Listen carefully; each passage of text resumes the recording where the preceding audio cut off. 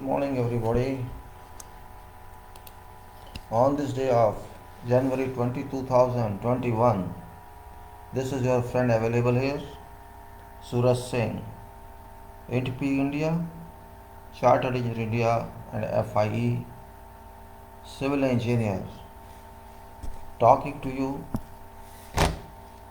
regarding profession, regarding life, regarding engineering, and regarding everything that can come in mind during talk.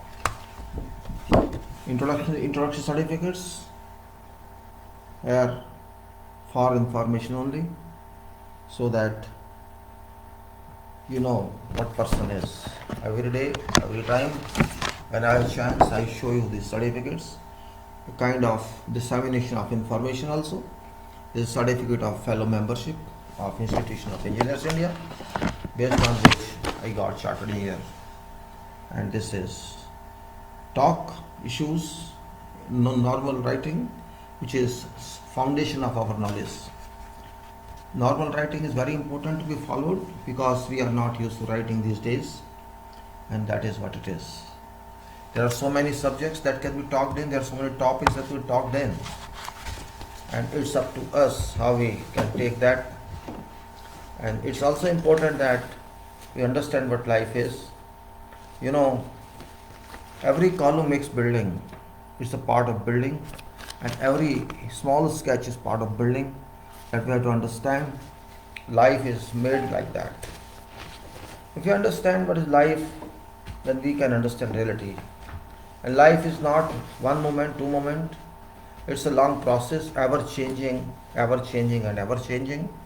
And we know what is life and what I am going to talk about. Some buildings, means buildings in imagination and buildings in reality.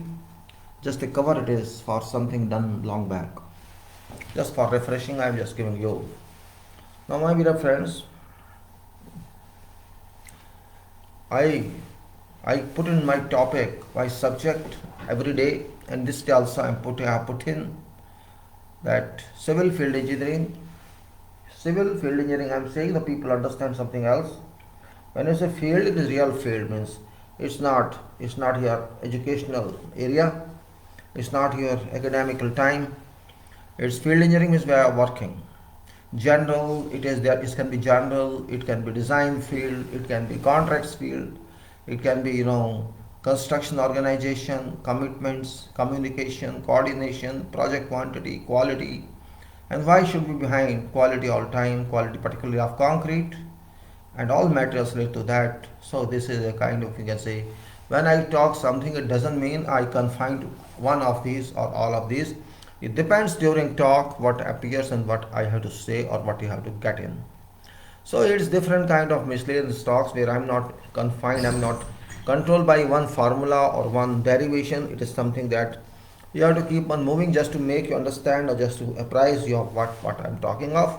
First of all, I am a very small engineer, very small person as well, very small citizen, not of high profile. I am neither celebrity, nothing, but just a person like you who want to keep information movement. And it's not for some game, something, but my only you can say contribution is that I want to suggest or advise or whatever terminology or phrasing you can use for this purpose. I want to provide whatever I understand, provide you with that. I'm not saying whatever I provide you have to do that, but you have to analyze yourself what I am speaking, whether or not it fits in your understanding. Again, I am telling you, I always respect power of thinking.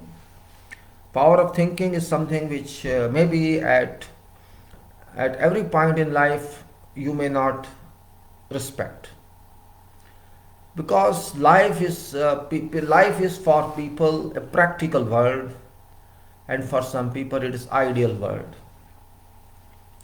For those people who think life is practical world, for them, living is more important than performance during living.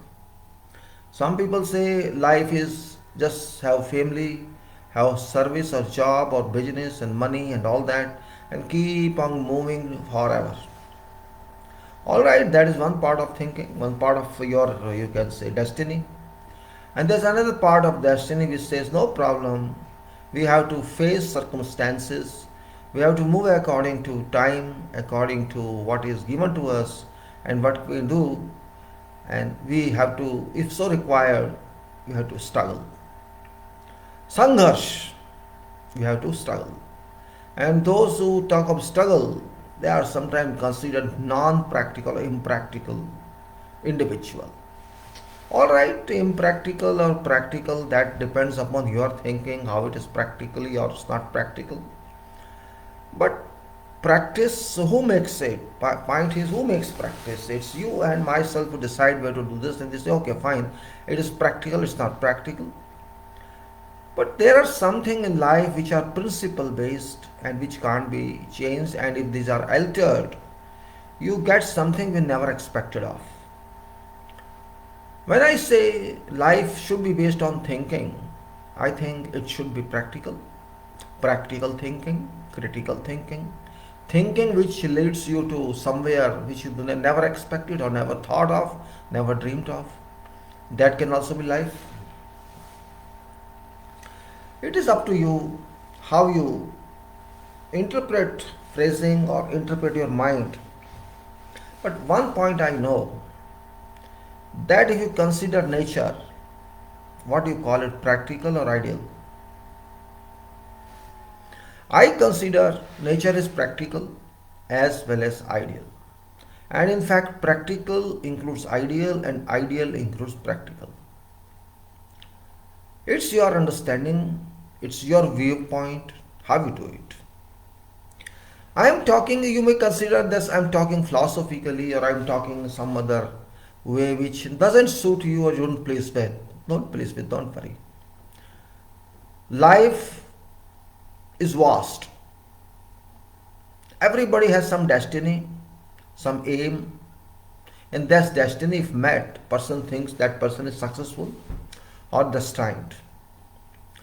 But my thinking little differs, You fix your destiny your way, but your performance doesn't match with what you think you would be.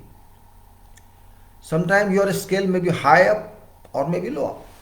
You fix some destination, but you are performing much more than that requirement. So you meet your destiny sooner and then get more and more on that destiny. And that is called you are a brilliant person, you are a dynamic person. People, oh, he is so dynamic. See what he planned something and he got it. And now he is getting more and more. What a bombarding person. This is a bombastic person, you can say. I don't know what word you use in dynamic person. He is so practical and this and that.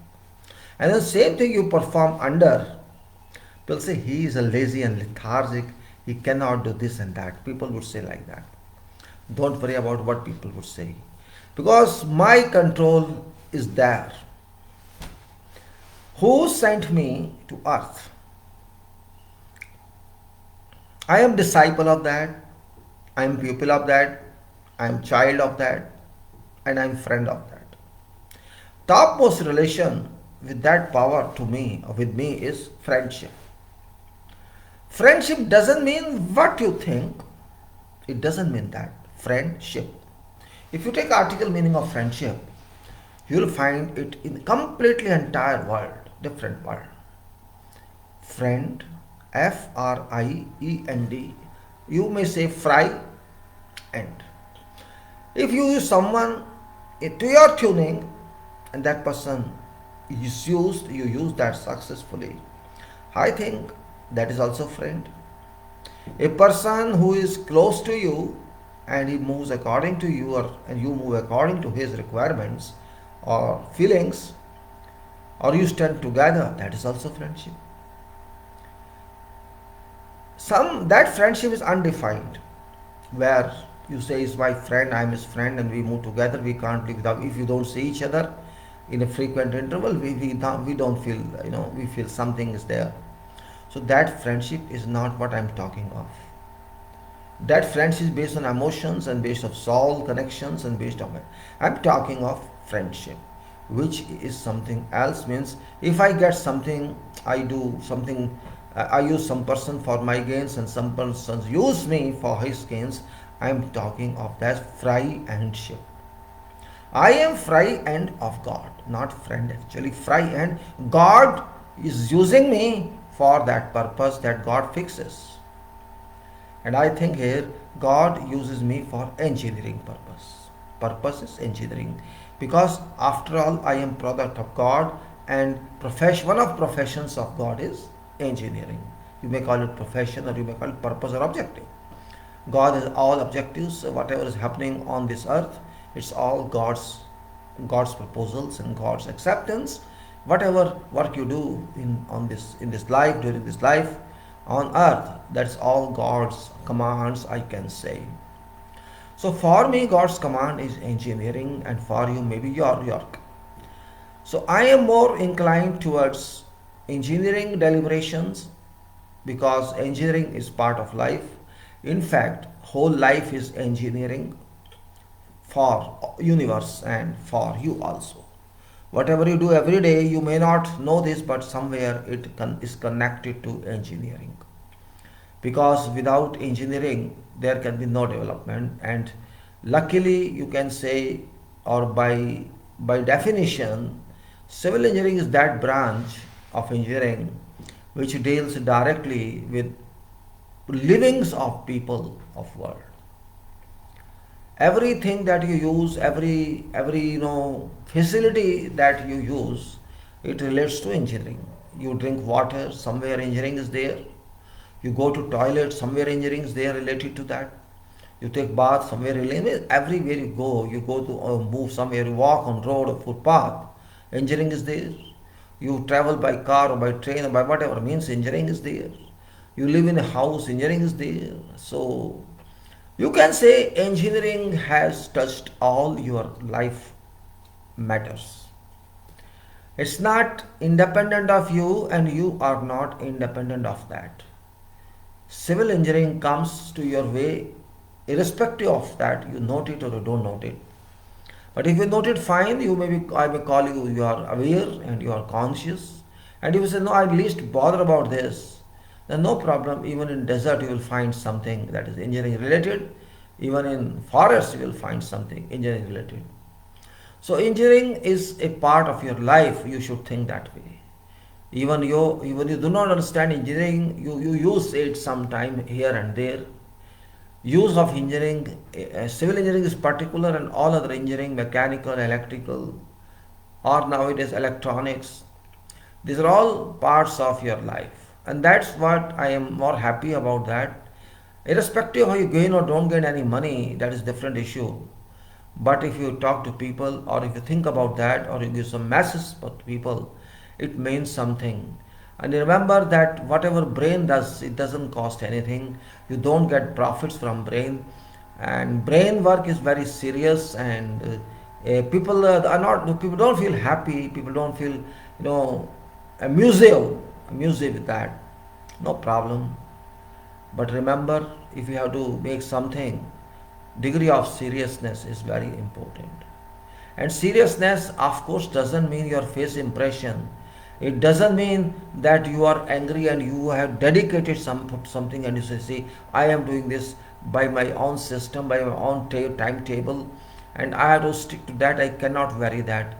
I'm not talking about that. I'm talking of determination. I'm talking of commitment.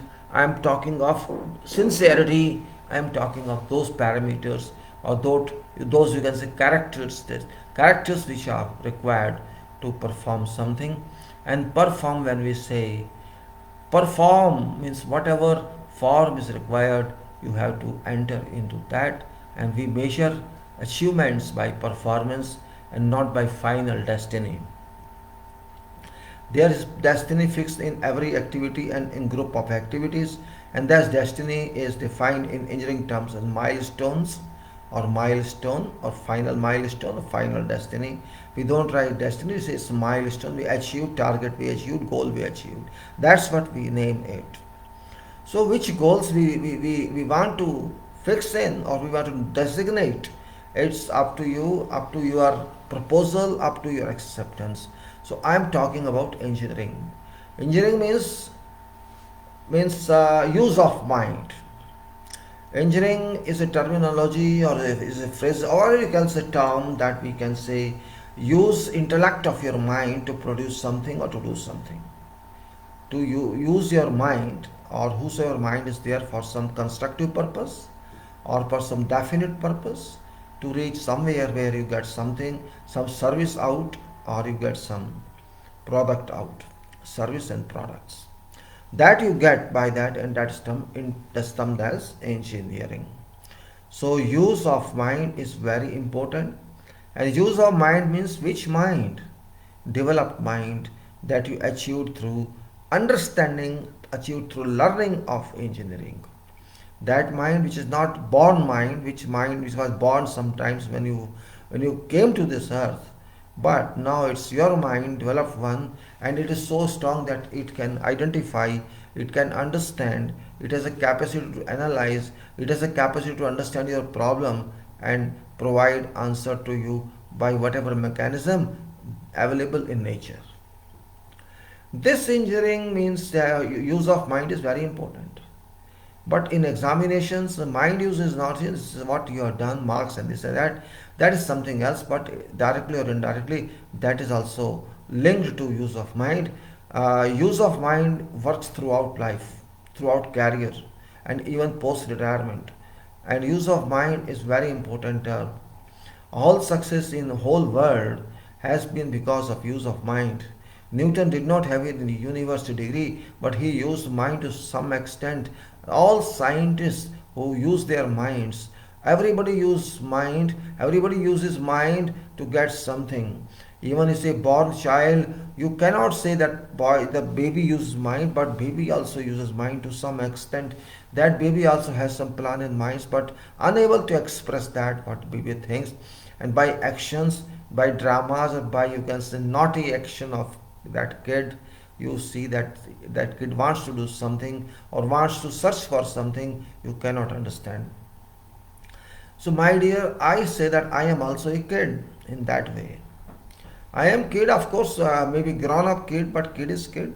I also want to find something. I also want to discover something. I also want, I need to more, I want more and more reality to come out of secrecy, because secrecy is hidden in universe. Secrecy is hidden in universe, and engineering means to know that secrecy, science means to know that secrecy. Science and engineering always try to find what is secret. But application of secrets and secrets such is more in scientific world, but little less in engineering world, because in engineering more impetus is given to do something solid, or you can say a practical aspect of work. And practical aspect of work is that I am just trying to produce something, some in form of goods or articles or whatever you can say, parts of something. That is engineering. So engineering is, you can say, use of mind or application to be used. I mean, say application that leads to some production or some final result. That is what engineering does. So when I always say engineering is not defined by degrees or universities. Engineering is defined by mind. Design engineering, conceptual engineering, and before all you can say something that you cannot define. When you start something, I want to do something, and that want to do something leads to projects. You don't know, you don't know what shall happen by your thinking, by your proposal, but something starts in, and what actually you achieve finally, it may or may not meet your thoughts. In both ways, you have success somewhere. You may achieve something which you thought of or conceived of, but you may not achieve that also. If you could not conceive of, you get something else. That is what it is. If you get something else, You can say, all right, it was different than what I expected, so this is something new for me. Means this is hidden somewhere in nature in visionary form. You could not identify at that time, but now it's available. So it declares that it's a kind of innovation that is also useful. When we say innovation, means something that comes new other than what you thought of, what you contemplated that it would be like this, but it came differently. That is also engineering. You may say it's a kind of research. It speaks a kind of research, it is innovation, it is development, it is. And what is repeated all time, that is not, that is conventional engineering. You see, if I know how a spare part is manufactured and I manufacture thousands of spare parts, so there is nothing, it is because of production. It is when it's a concept production means there is nothing new in that. But when it's a stage of engineering development or engineering concept, that is different, and that's part of operational research. So here what I think we have to be little dynamic in mind, and I understand mind power is very different. For engineers, beginner has a mind also, very powerful mind. When you start career, after you educate yourself, you start your career, you move in engineering, you are very hungry for knowledge. Every engineer who comes duly educated from universities or colleges, at that time you want to win over world. You want to win over world. You want to get something very much where you can be utilized fully. That is general empowerment of everybody. Okay, first destiny is the job everybody thinks of, because without job you can't survive. Other point is that you should get very beautiful position. Position and status and money. There are some parameters, some controls that everybody wants to get in. It's okay, it's profession. You need everything. And as long as you move into profession, you go in, you get jobs, you be busy with your job, and you deprive away gradually where you develop the time of coming out of your university. You are dynamic at that time, your hunger for learning, your hunger for ambitions. But as you dip into ocean of your career, you keep those original thoughts behind, and you jump onto money, you jump onto career, you jump onto competition, you jump onto rivalry, you jump onto projects competition. So all attitude changes. And the time comes when you forget innovation, you forget everything. You think of competitions only, oh, this project, and then I get another project and I have to compete with that rival, I have to do this. Means your original thinking of engineering goes into commercial world or business world. So 50-50 you can say, you work 50% in engineering and 50% in non-engineering. And gradually when you go on higher and higher positions, you work only maybe 5% or 10% in engineering, and others I got management world, I got this and that. So you gradually lose grip of engineering and you become managers or leaders in your field, and that where you can say business is more important, promotion is more important rather than world of engineering. And here you lose engineering grip and you become a general person, not engineer. There's a difference, engineer and general, because general is general and engineer is a specialist. Engineer is, you can say, a person who can be considered isolate, or a person who can be visible in crowd, visible separately in crowd. That person is engineer or doctor. Engineer has to make society, I mean to say, not society as institution, but society as developed world. When we work in engineering, I met one engineer, I remember one time, that was a very good engineer for me. I mean to say, I met him in Iraq, Baghdad, 1981. And I think he was mechanical engineer, and we used to talk generally. Why you did not apply for manager and this and that, you have good experience, I told him. He told, Mr. Suraj, I want to remain real engineer. I don't want these positions. I don't want money. I want to keep my real engineer, and real engineer means who works, who thinks, who does practically, who uses knowledge for work and not for management or organization. Well, I was really impressed. If he wanted, he could be a top lead, but he said, no, I want to remain engineer because I am devoted to engineering and not to business. Well, it is thinking, it's contemplation. Everybody has individual school of thought, but I was impressed by that person because that person, such persons are available maybe 0.01%, right? Everybody is behind money. You may do engineering, you may do medical, you may do business, you may do whatever degree you get. Everybody's aim is how much you can be sold off. British usually says, my one British senior used to say, you get more and more, you do more and more, and you make yourself more and more saleable. So for them, everybody is saleable, but if you think all time I should be saleable, I raise you one question.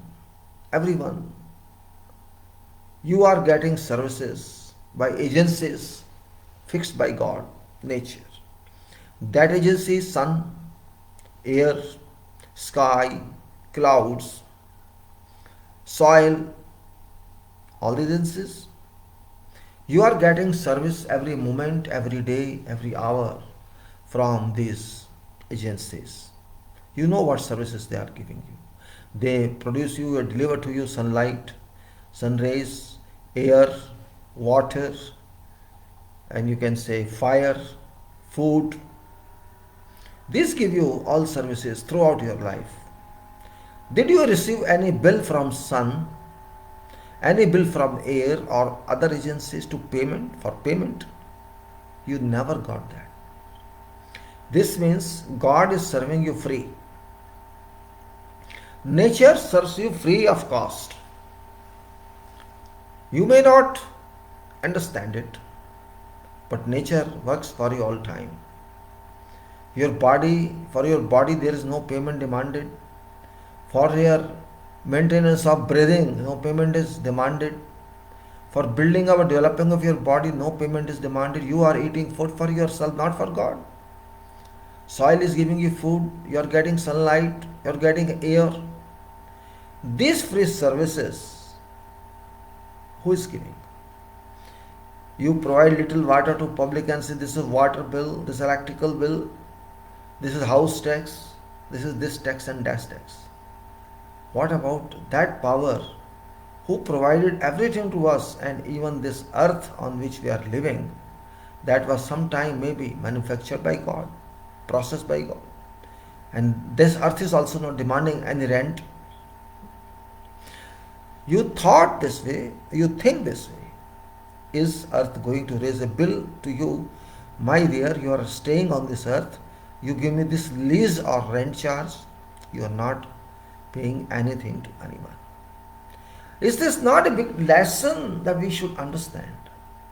Is it not a way of engineer to understand? I as engineer, everybody as engineer uses natural materials. Actually that is called engineering. Best use of natural materials, natural resources for purpose of next use of, you can say, or next development, or you may say, where you can say this is my product and I can stay in this product, and this product is my house, my building, this is my factory. Whatever you produce, whatever you use in your life, by which your business is based on, by your all facilities are based on, that is also called, you got materials from earth and you use them. I sometimes think this way because thinking is engineering. It's not necessary I should all time discuss with you theory of structure, discuss with you applied mechanics, discuss with you yield stress. That is all given in books. I need not worry about that. You have to think something which people do not think. We have to think something that common people or general friends in your, general colleagues in your field do not think. And that is very much required in engineering. If you start thinking and engineering, I think you can be best engineer. Thinking doesn't mean that you don't work. It doesn't mean that. I'm not saying keep on thinking and contemplating and do not work. Work is important. God contemplated universe. God contemplated earth. God contemplated solar system. And God did it. But God fixed in a way that it is automatic and it is very much, you can say, organized. I should say organized, not managed. God is not managing, God is organized, and it is so much automated, self-motivated, self-promotive, and so self-promulgated, whatever you can say, self-propulsion, that we don't even feel somebody is working there. So we feel. In which building you are sitting. When building, you are using this building, you have been using every time, and this building is working forever until it stays, until it lives. But you don't feel anything, but still your building is working.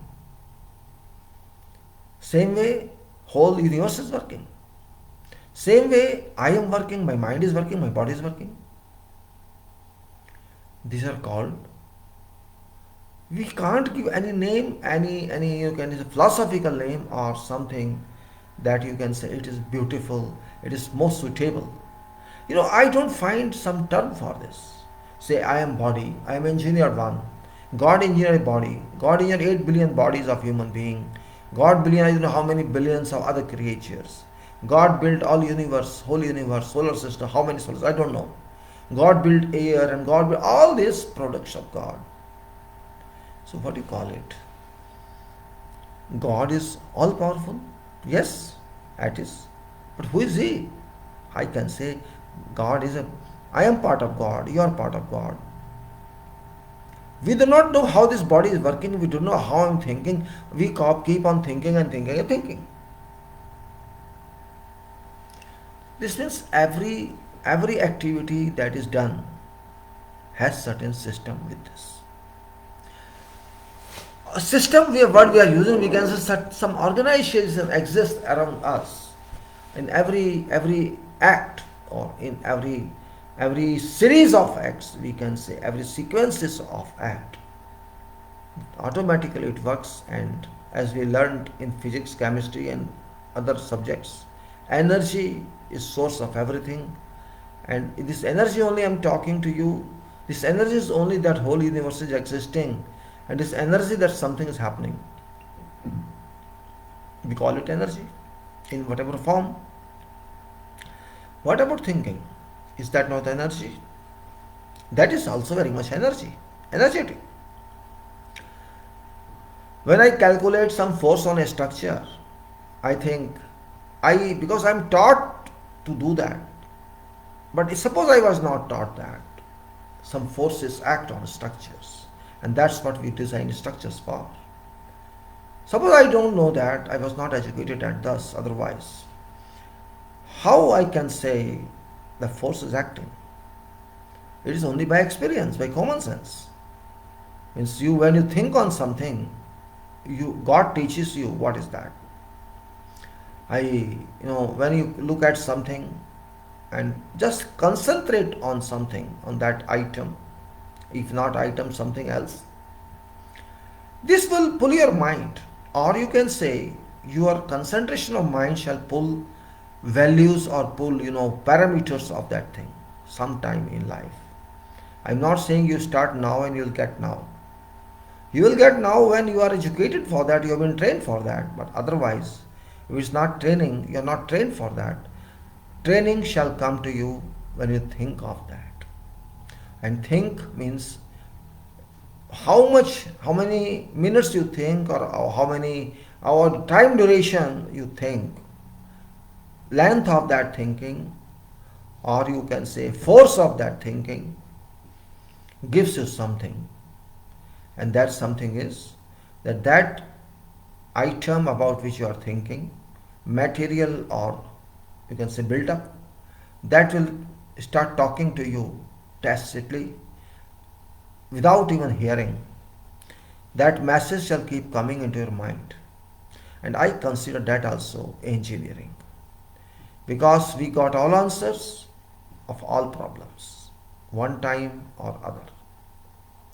So I usually want to stress that whatever degrees you have in engineering or other fields even, do not be very much prideful. Do not keep on your shoulders pride all time that this is my degree, because that certificate is only a measurement of your knowledge at certain point of time. When you are young, when you studied, this is result of that study that you could understand this much and you got this certificate. But power of that certificate stays there only. If you do not use that certificate, if you do not use that knowledge for, you leave that behind and do something else, then that knowledge is finished. You cannot even claim that, because engineering is a continuation time, continuation career, and you think, no, I can't, I leave it behind and leave it behind. It's not only engineering, every education is like that. I have seen people who have other degrees like BA, MA, or you can say political science, masters, doctors, and even medicos who stop all their career and just say, I have my graduate and postgraduate. But they forget that education remains with you, knowledge remains with you only when you reiterate that, practice that, whatever knowledge is that. Otherwise, it is only on certificate that you are educated, and certification is not everything. God always says, whoever goddess I am not naming, God always says that whatever you learn in life theoretically, it must be practiced practically. So that what you learn from books, that must be verified by you, that must be experienced by you, and only then you can know complete plus and minus of that field. Well, I think this is very much normal, that as a student of that field, it is your duty to do it practically so that you know what are facts. Civil engineering is that field in which if you do as much as possible, there is no end, from theory to end product. I do not consider designs distant from site work and site work distant from design. I am different person. It's like my body that started from conception of between two bodies. My body is a product of two bodies, right? Everybody is like that. Two male and female, the product of that. It was designed or conceived that time, that's why this child was conceived. So that was design stage. Of course, human has no authority on that. It was God. God was working for your production. God worked for your production, and God used two bodies as tools or as materials to produce a third unit, and that is myself. And that myself is product out of two products. So that design of God is so powerful that this product has long durability, and how much it is successful, it depends upon this product, because this product is liberal. This product has power of God, which is called soul, and how this product works, how it conducts, how it behaves in life, that is what God knows or God tries. So I compare it to my profession, not medically. I consider in product sense, product. I am a product. I am a product, human product of God. People should be happy with that, because you are a product of God. What's wrong with that? Yes, you are your result of your mother and father, but that is only process, nothing else. Because I am result of two products. Two products work together, and they too were not sure. They just worked. They did not know what shall happen or what shall be further sequence of that activity. But a product came by automatism. We call automatism, but it was God's process, and that process is invisible, yet it is a process. So this means this product which I am is a plant, or you can say, we call in our line oil field, say plant or refinery which refines crude oil.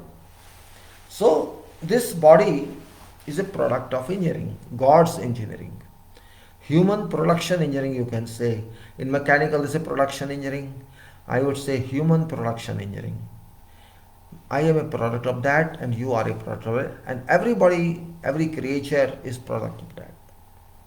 So I relate my civil engineering to that mechanism.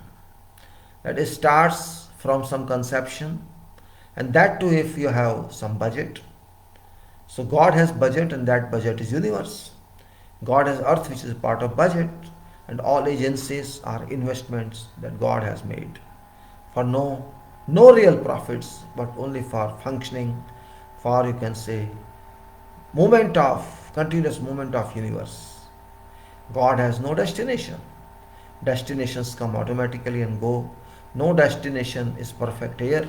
No destination is everlasting, because God itself is destination. Final destination is God, and which is formless, which is energy, which is soul, and what it is, I can't answer, you can't answer, nobody can answer, because we have not seen that, we have felt, still we feel, and I really enjoy when I think that way, I talk that way.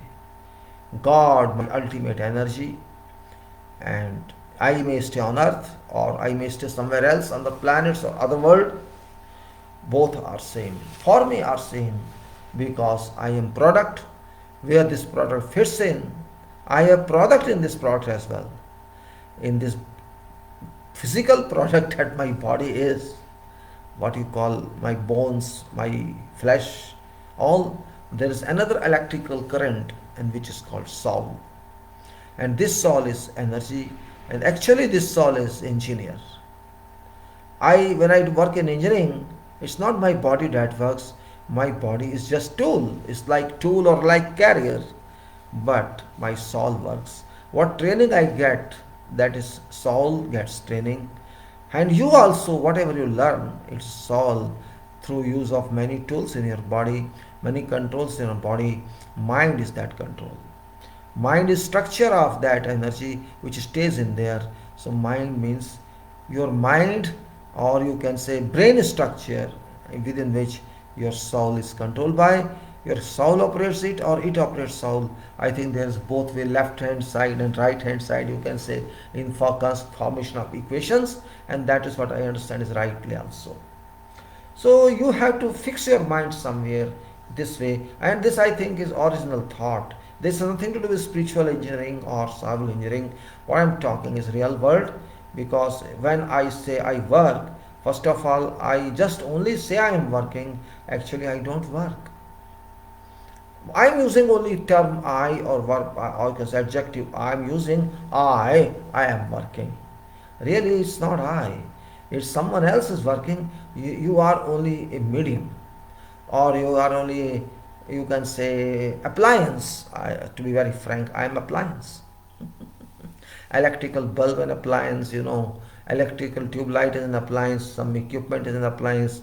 Every appliance in your home, and I am also appliance, human appliance. Everybody is appliance, because God applies His power through us, each of us, and that stored energy is soul, and that energy is refined always. When you work, it moves on. It as much as it works, it refines itself. It circulates around, inside and out of your body in natural world, and it gets more and more energized, or relieve its impurities also simultaneously. So refinement is also there. We have to take engineering into that sense. When I start thinking something, do not think that I is my contribution. I cannot contribute anything, because I have no power. I have no power on earth. and I am also powerless everywhere. It is that power who made me something, who allowed me to be a product and work on earth. So that power is my control. And how that control uses this sub-control, that power is powerful. How this is happening, from where main turbine is there, main generation is there, it's only that power knows. I cannot say. I only know the turbine is sky, and turbine is giving some water, and the turbine is sky, and there's some mechanism, a part, big part, or you can say control part, or sun, or you can say like this solar system is there, which is joined to you for physically by for providing you certain energies, a form of energies. So I relate all these to civil engineering. You may agree, you may not agree, it's up to you. I'm not analyzing engineering here, I'm analyzing that because I am getting all input from God. When we work in civil engineering, I think first of all we have to depend upon earth itself. If we don't depend upon earth, we cannot do engineering first. Well, it's a very important point. Earth is our field of work. Earth is our base. Earth is our power, because in civil engineering everything comes from earth and everything bases on earth. If earth does not exist, we cannot do foundation, we cannot make buildings. It's earth that gives us. All structures are made of. So I can say earth is very part of civil engineering. Books do not say that, but we call it soil. So we can say soil is earth. Soil is earth. And if soil does not exist, I cannot work. I cannot make building in air. Maybe sometime in future you can do it, I don't know. We can imagine, yes, you can imagine. Imagination engineering, it comes to imagination you earn, imagination you achieve because because of action of minds. Your mind is very, very dynamic. Mind is so dynamic, I think. There is no dynamism as such. Even solar system light takes 8 seconds, as I understand, 8 seconds to travel a distance of 15 crore kilometer, or you can say 16 crore kilometer, whatever you can say. So in 1 second, it moves 2 crore kilometer. That is light. Light moves 2 crore kilometer in a second. Can you digest this? In 1 second, sunlight, sun rays travel 2 crore kilometers. Suppose I stayed on sun sometimes, I am just imagining. And I remember now, all time, I was there. So you see how many times I can remember this in a day. So how fast is my mind? You are somewhere in first standard, maybe 60 years back. I was. Still I remember when my father took me to that school for admission. This means my memory comes from 60 years back immediately. This means power of mind you can imagine. My eyes can see stars. My eyes are only medium, but it's my mind that sees stars. Because we know there is something and we are watching that. My dear friends, my contemplation, my deliberation sometimes looks to be very funny. What this talk, He's an engineer. I am talking engineering. Engineering is not only what you do on earth. Who is forcing you to do that? First of all, my mind is set in that direction by that power. It's not my choice. It is not my choice. It is not doctor's choice also. Doctor has been forced to become doctor. Because God liked it. God preferred it. God proposed that. God disposed that. God requires everyone on earth for requirement of mechanism functioning. Mechanism functions. Medical mechanism, health mechanism, living standards and life and all that. God may be having much more higher standards than we are having. Because when God is making all these standards here, there must be higher one. And not in physical terms, in terms of power. When God can make whole universe, what is one building for God? Tell me.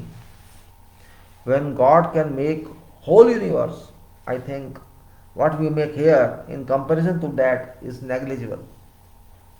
Because whatever you do in engineering, we only use resources. We don't create resources. Some engineer used to write, engineers make assets. Yes, what we do, make assets. That is true. We make assets, but out of what? Out of natural resources. So physically speaking, engineering means use of natural resources, use of sources, use of materials which have been created by God, and we did not pay anything to God till now in whole history. Man has no power to pay to God, because God is also master of man, master of human. I am product of God, but I can't see where God is, but I can feel. And God also knows that this person feels like that because I put something in his soul which has to act like that. So you can say there is a direct relation to God as far as education is concerned and work is concerned. I think I am blessed that I am an engineer, but I am not basics of engineer. I am just one knowledge engineer, small knowledge engineer. Because still I don't know these materials we are using, that's fine. We understand, we use resources, we use natural materials which in form of soils, and soil has got concealed materials which everybody uses. But we do not know, still we don't know origin of all these. Okay, it's earth, we extract from earth, all rocks we are getting from earth, all hidden items we are getting from earth, and we use in our engineering world. And engineering world means, when I say engineering world, it doesn't mean engineering you can say branches. It means whole society, all over world. Everyone is part of engineering mechanism. Everybody is part of God's mechanism. Everybody part of medical mechanism. Everybody is a part of everyone. But if we feel so, it is. And if we do not feel so, it doesn't mean that. So I am proud that I am a part of civil engineering. I have pride in that. Because first of all, I am dealing with nature. Everything is natural here in my field. How? First natural is human resources. Without human resources, we cannot do anything. It is then natural raw resources or natural product resources. Natural raw resources, ingredients we use everywhere, that is stone or rock and dust, etc. And also you can say built resources like machines, because all machines are built of materials, resources from earth, steel or some other materials. These are all processed in different branches of engineering. So engineering is not only what is civil engineering, but all other engineering work together in some consonance, in some agreement. So I am just trying to explain that I cannot put line on this is civil engineering, this is electrical engineering. I have to understand what is natural engineering, just like we say naturopathy. So there's a natural definition of engineering, that you have to use all resources available in nature, human has to use, and that use can be made only through understanding engineering. So there are some people I have seen who are not education or nothing, but they are better in thoughts, in complexion, contemplation. I'm not saying we are very intelligent, I'm very intelligent, you are intelligent, not, it's up to you. But I don't consider myself intelligent. I only consider myself to think. I can think, that's all, nothing else. I'm not saying I'm thinker, because everybody is a thinker. From child to old, everyone is thinker. Only scale may be different. I can think with some power. You can also think with power. It's thinking only. and we have put them into various designations, into various sections. You are this, I am this, that person is this. You can put. That is your choice. But engineering is a light actually. You can say, just like we say, knowledge is light. That is true, knowledge is light. Without knowledge, we cannot do anything, we cannot gain anything. It is knowledge that enrich everybody. Knowledge enrich everybody. When I say knowledge, it's plural. If you want to know something, we say know itself, knowledge. If you know something, this is knowledge, and if you don't know something, that is not your knowledge, but you can know it. You can know it. If you don't know something, you know it through someone else. You get that information through some other medium, and that becomes your source of information. You can say we got it through source, various other sources, that this is that one. I am explaining this because you should know what is engineer. Do not measure always with degrees or certificates. These are respectable certificates, these are honorable certificates, but fixed in status. Not these certificates do not tell everything about you. These certificates are only for purpose of entering into profession. That's it. Because these certificates tell recruiter that you have certain profile of consistency and competency. Competency is more important. Consistency cannot be just evaluated from seeing at certificates, because it depends on your performance. And when I say performance, it's a big, you can say it's a big top. Performance. Your performance, my performance, life performance. People call life achievements. Well, I would say I would not call it achievement, because there is no achievement in life. To be very frank, it's only relative. Means you got something to in relation to something else, and that's something you achieve nothing actually. People call that is a result of this one. So we say, okay, this is a result of this act. Yes, but I call it differently. I don't say it's a result of that. I say it is sequence of that. You know, there's a word in our language, and it's called safalta or success, or you can say fruit.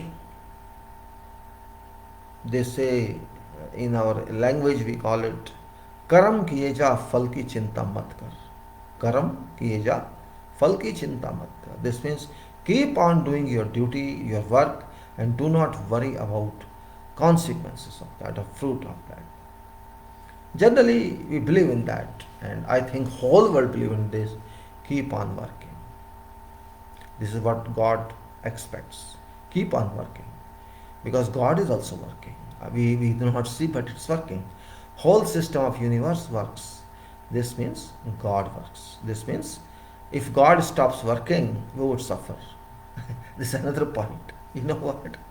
If suppose God stops working, there can be destruction everywhere, because you can stop your breathing, you can't drink water, everything stops, so you also cease then. We can say everything is gone. So it is very important for everyone that God keep on working, so that I keep on working and you keep on working. Or living, you can say. Living is also working. Your body is working, that's why you are living. Your body is breathing, your mind is working, your blood circulation is working, functioning, everything, your body is functioning all overall. So you can say, I am working means God is working. This is, you can say, kind of maintenance engineering. Just like we have a fraction, we have a definition, division in our world, that this is project. And once project is over, it is, you may call it factory, you may call it industry, you may call it whatever. institution. Project time is over, project is now converted to, you can say, industries, or you can say operation unit, or it's working now. You may say this is project declared closed, and now you can use it, and use of that product of project becomes operational unit or use unit. I cannot say operation for everything, use unit forever. So same applies to everyone. Civil engineering is beautiful product engineering, where product is not produced on floor but on site. Every civil engineering work is done on sites. Every civil engineering work done. I think there is no branch of civil, or there is no subject in civil engineering which is not done on site. Design is also done in contemporary site. We assume that you are on site. You assume when you design, though you are not sitting on site, but you assume that this is information from site. This is information from soil report. This is information from survey report. This is information from this report and from that report. It's really interesting. It's really interesting, I can say. It's interesting one to see that we have beautiful world of civil engineering, and even God has given us civil term that we should be considered civilized engineers. We are civilized, that we are giving something, or we are contributing something to society in forms of permanent use, not in forms of small use. When you buy a machine, it may be for 2 or 3 years, 4 years maximum, otherwise it's to be replaced. When you buy some unit, say RO unit, it works for 1 year or 2 years, 3 years, or maximum 5 years, same way car, same way some other unit.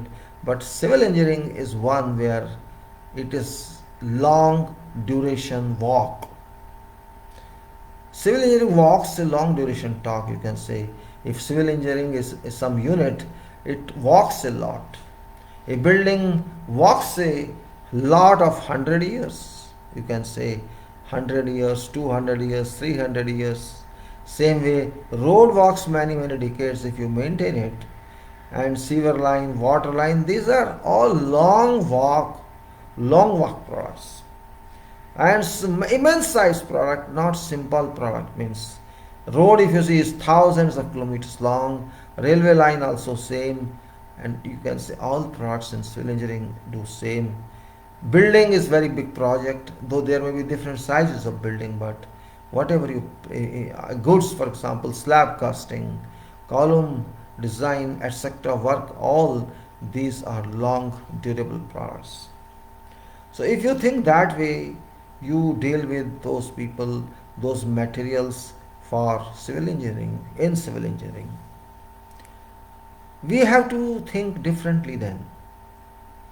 This means if you compare it to educational tenure, which is just 5 years, 6 years, maximum 8 years, that is very limited. Because that time mind requires to be developed, mind requires to be programmed for engineering. Education is for that purpose. There is no other purpose. Your mind has to start thinking that way. That's the purpose of education in engineering. It's not that we remember everything. It's not a memory test. It's test of understanding. It's test of realizing what you are going to do, because we have to use wealth, natural wealth. Though we call it resources or sources or store, natural store, but ultimately it's wealth. This wealth is very expensive. Wealth is actually health of society. It is civil engineer who keeps society intact in health with support of society. There was a time where there's nothing. only deserts. Unfortunately, civil engineer is unlucky in a way if you compare in tidy status, or you can say smart status. All I've seen all other professionals very smart, very good dressing, very good talks, impressive. But I've seen civil engineers generally not very impressive in dressing, neither very impressive in talking way, in a diplomatic way. I've not seen civil engineers to be that level of diplomatics, because diplomacy fails in civil engineering. One of our owner used to talk always to me in 1982, I think 82 or 81, 81 or 82. You are not diplomatic. Use diplomacy. Okay, I am not diplomatic. First of all, I am just telling everybody, I am not diplomatic. It means I am not educated, you mean? It's not that. I take diplomacy in different answer, different meaning. What is diplomacy? You may say, dictionary meaning of diplomacy is that you have to deal with people. You have to deal with people. Okay, I can deal with people. But for what? That is the point. And diplomacy says you have to deal with people to extract work or to use them. No. I don't want to use them. They have to use themselves. My understanding of diplomacy is different. I cannot use them. They have to contribute. That is my thought. They are also human beings. They are also part of God. They are supposed to do what they have to do, or they are required to do. Everybody is responsible. And in civil engineering, responsibility is very important. I cannot say because I failed to use you, you did not do this. I cannot say that. Our field of work is that if you do not work, there is nothing. If I do not work in my title, whatever I have, work cannot move. Because those people who have to follow my title, instructions, they won't get instructions and they won't move, or if they move in wrong direction. So, I think diplomacy has no place in that. It's a fictitious definition of diplomacy.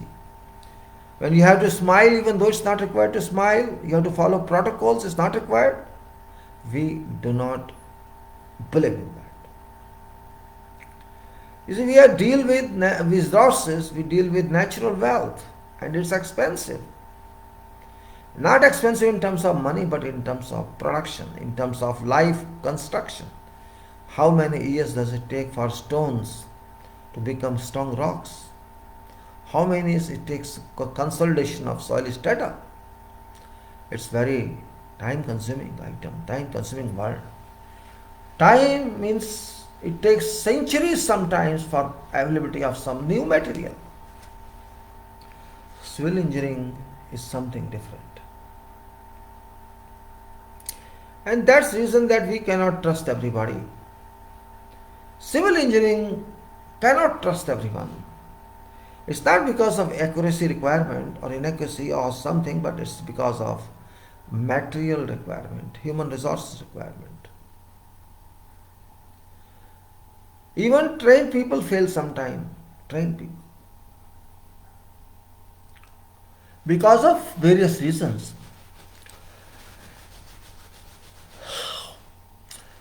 I was talking of contracts.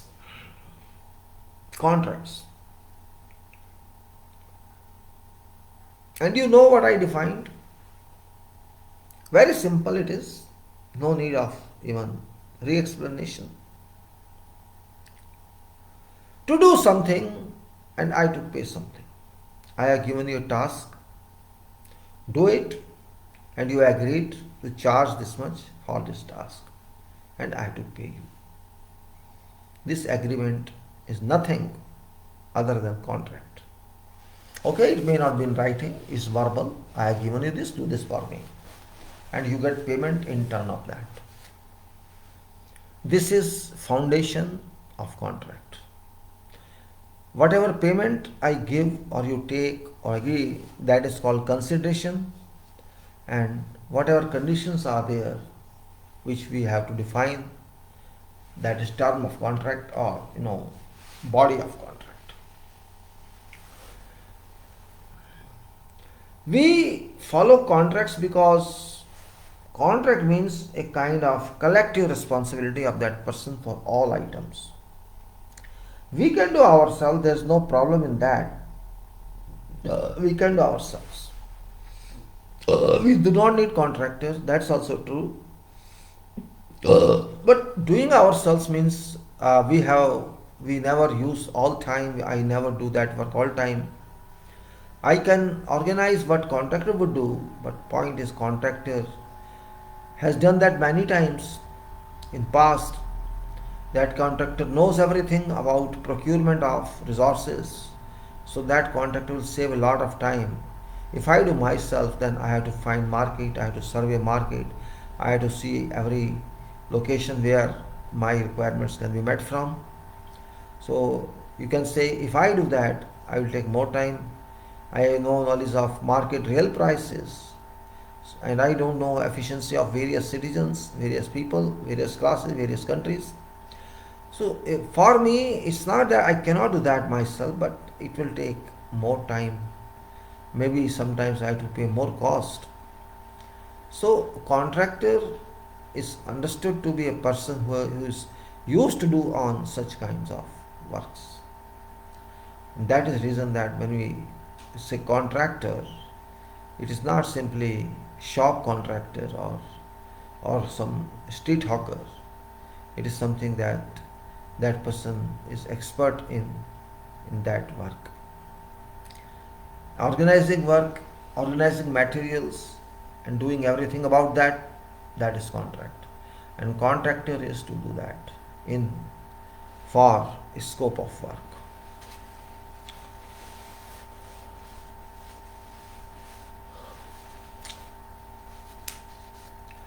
If you now talk of contract, you will say, we have developed a misconception about contract, that contractor is counted at lowest profile. It's not fault of contracting person, it's fault of our understanding. Some people think, oh, I am giving you job. You are giving me job, okay. You are giving me job, so I should touch your feet, right? This is called, I know some people think that way. Oh, I am giving a job.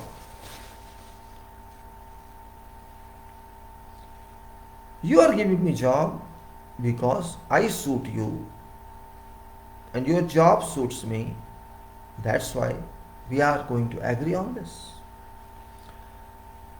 It suit means I am charging you considerably less and you think that I can give you better quality, better product in defined time, and I am having so efficiency, I am so having so much integrity of this job, knowledge of this job, experience this job, that you have shortlisted me and you have gone through me and you know my past jobs or whatever you can say, reason being that I am getting this job from you. It doesn't mean that I am signing a slavery contract or a contract that grants you permission to abuse me.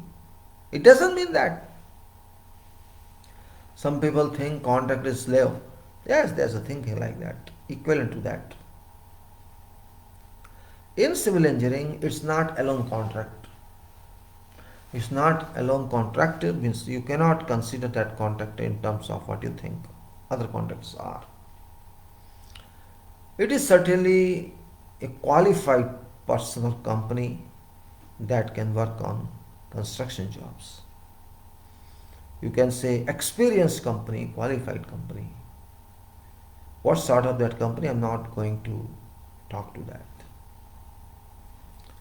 Job can be done by only those people who know that job, or you experience that job. It cannot be done by every person. It is not shop vending. It's not I brought some products from market, from wholesale. I go on to retail shop. I sit there and sell that product, keeping a margin of cost. It's not that type of work. It's not trading. Engineering is not trading. Civil engineering is not trading. It's making life better for human being. That is civil engineering. Particularly on which other engineering moves. On which other engineering moves. Other engineering moves all other engineering. That is a point where I should feel pride of or proud of. I have pride that I am going to deliver a toilet to you. Let us consider like that. You know, when I was too young, I was doing my engineering. I did not actually know what it was, but some people used to make jokes of me. Oh, this man is a stool engineer. Stool means in our language, it was called tatti. You know, it is stuff of human excreta. He is that engineer. Well, they used to laugh like they were a joke, and yes, I am that. Because he can construct WCs, building and toilets. So he is that engineer. Of course, that is truth. That is fact also. So we are all civil engineers, or at least that level. You can say when we start some project, we have to clear all rubbish, garbage, everything from there. So we are a sweeping engineer, you can say. You can say we are a sweeper. Yes, we are sweepers. We are cleaners. I have pride in that also because I am civil engineer and this is part of our job. But we make palaces also, we make diamond rooms also, we make bank locker, bank, you can say what you call it, strong rooms also. So it's also to that level, and we make temples and mosques also. We make all religious places. We make all building. So you can only enjoy by saying that he's a toilet engineer, urinal engineer. This is part of life. So actually that was said in amusing way, in taunting way, but that was actual my identity. My identity really. I'm laughing because that is fact of life. That is fact of life. We cannot, isolate that from our life. It's part of life, human excreta. And that has to be treated, of course, either through septic tank or through containment tank or through sewage plant or whatever. We have to take care of that. When our lecturer in diploma, in those days, very, very old days, were not in toilets all over. So he used to take, okay, don't worry, people go to fields, they pass, they they squat there, and God takes care of that. That lecturer used to speak like that. God shall take care of your stool, you don't worry about that, just go to God shall take care of your sewage, and God shall take care of effluent, and God shall take care of everything. That's what our professor used to tell that. And that was true also in those days because there was no facilities, no sewage treatment plants at that level, or you can say no WC environment provision that level, and generally people used to go to toilets there were no toilets at all, whole field was toilet, and we are a farming country, so this was a farmer area, and generally workers come from these fields, all 80-90% people were used to squat outside early morning or whatever time, and so said God shall take care of this disposal. I have left and I need not worry about that, and of course it happened also that way. That you can say excreta converted to sludge in passage of time, and it converted to fertilizer. So that's what says the process. It is like that. So we are now. I was talking about context, and by chance this came in bit because this is a very part of engineering, and Then came up, you can say, septic tank evolution, which also works in a similar way, but septic tank is a structure. Septic tank, or you can say some tanks below toilets, all these are part of structures. Means septic tank is a structure that contains, you can say, it retains water body, or you can say it retains some fluid, because ultimately it's liquid that is retained in that, and by process of decomposition or by action of anaerobic bacteria in that, this your disposal, your waste is converted to grey color sludge. So that is the process. Now, whatever work is done in engineering, civil engineering, whatever work is done, it has to be done for certain purpose. We cannot blindly do something.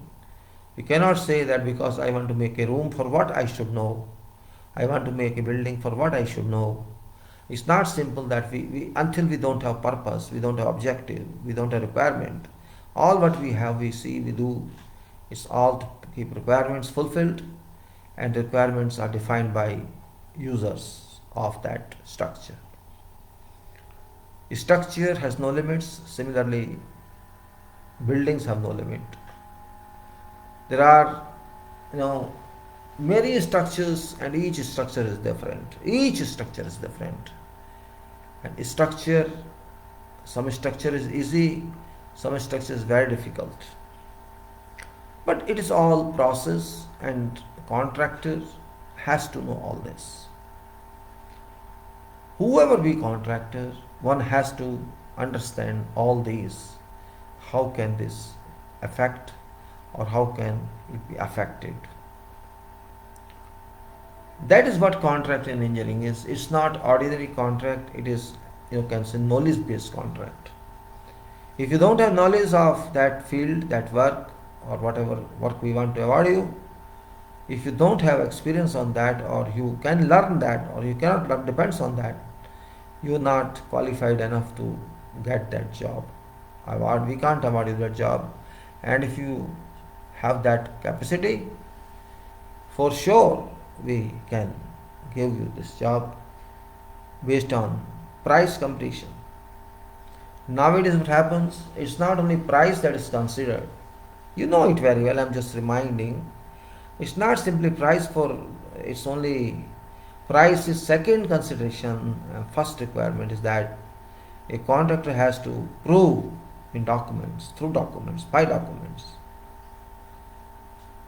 credentials of project or proposal. I'm not talking pre-qualification. No, I'm saying credentials. Means you are going to submit your bid, and I ask, okay, you bifurcate your bids into two, and that is technical bid and other is price bid or commercial bid. Now, process of bid says technical bid. Technical bid is very voluminous and very descriptive. It doesn't contain any price. Technical bid tells everyone who opens bid and consider that what this proposer offers, and explains to how that done. Means from imagination or conceptual stage to final delivery of that. If somebody is a subcontractor, then everybody comes into that subcontract, or with references to other documents. Unnecessary that you copy everything. Life is like that. If technical bid is very important document, technical bid in which scrutinizer, who is generally an engineer, he tries to know what do you understand by this bid. First is that, have you got understanding of this bid? Have you got understanding, full understanding? Because if you don't understand this, how can I make sure that you can perform on this. You can work on this to deliver all requirements that we expect you do it. That point is very important in our life. If we can know that. Now, because I am investigating or scrutinizing your proposal to my proposal or my details that I provided to you, and you worked on that, in exchange you give me some process or some understanding and some technical status which you have. Of course, there's a pool of package of documents that are given. You provide me that, and I, based on that documentation that you submitted, so many documents are required. We will talk of that, but now I'm talking of just a package that bidder includes on technical bid. This must tell that you know what you have to do. This means you have to prove that you have gone through complete requirements. You have gone through scope of this bid, scope of this project, and what are your responsibilities on this according to our bid document, and how far and how accurate you understand your job. Because technical bid is not imagination. Technical bid is never an imagination. It's a kind of submission that I have gone through. I have gone through your tender or bid or document, and I know what you expect me to do for you, which we'll detail out later on. But now I understand that based on my knowledge, based on my experience on similar projects, or even if I'm first time, I can do your proposal, your requirement, can deliver, duly recorded by police, if requirement is there. If not, no question, because you yourself are responsible. When I say police, it doesn't mean that police. No, it means knowledge police. Police means policy. Policy. Whatever policy we are adopting in. Technical bid cannot be prepared by everyone. It has to be prepared by qualified people, by professionals who know what work has to be done, how it has to be done. Because whatever you are going to do on this work, your documents must give at least some information, if not all, to an extent that we can understand that you can successfully perform this job. And also you can give an alternative to what to your mind is better than this. This, you can say, what we expect you. You can say, no, I can give you better than this, what you are demanding, and this is that. I mean to say, when you submit your technical bid, in same package you can also submit a parallel one, both one.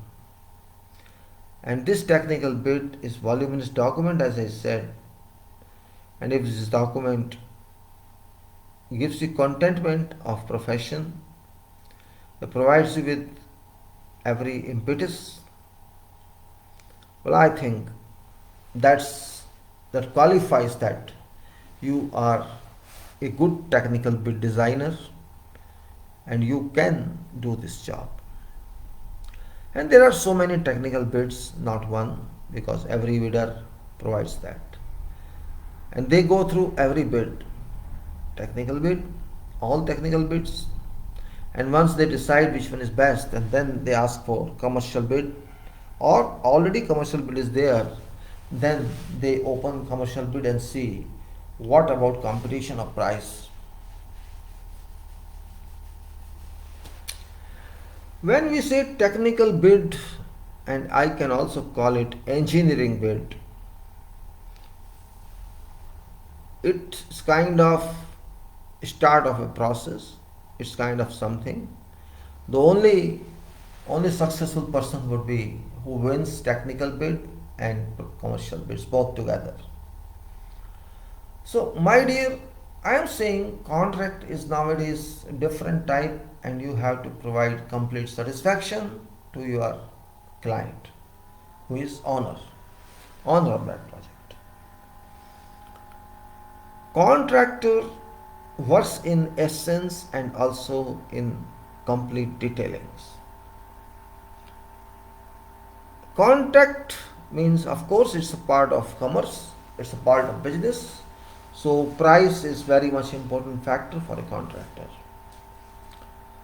Because if you don't accept good price or real price, then you can't expect contractor to deliver to you what you think is right. So price is very important part of contract.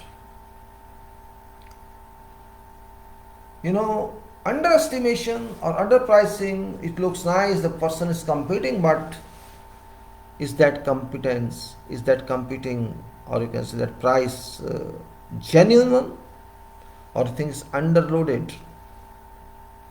If it is underloaded, well, I can say it's a cause of concern, because underloading is also not acceptable to me. You may say you can't say that because it's question of price and every owner wants minimum price. All right, minimum price, but also every owner wants best quality. Every owner wants, terms of contract be met. Everything should be considered. So while we consider that it's not question of price alone, it's a question of total price of life of that project. When you reach that point, here contract price is defeated because you are thinking of price for 50 years and price for 100 years. That point creeps in. And that point is much valuable than what you are thinking about. If I say, okay, I agree with your price, but tell me what shall be cost of maintenance forever? What shall be cost of retrofitting? All that, and this all information that professional contractor must be able to provide. If you can't provide that, maybe it's a part of technical bid. In that case, if it is demanded, if it is required, because you are going to construct this, you don't know exactly what this design is, but you are going to provide certain quality, and we cannot be behind you all time for quality, because contract is also having a factor of trust. Every engineer cannot stand dedicated for whole activities of project. It's question of inspections and visits and your assessment, how work has been done. That is very smart point here, that I have to understand that.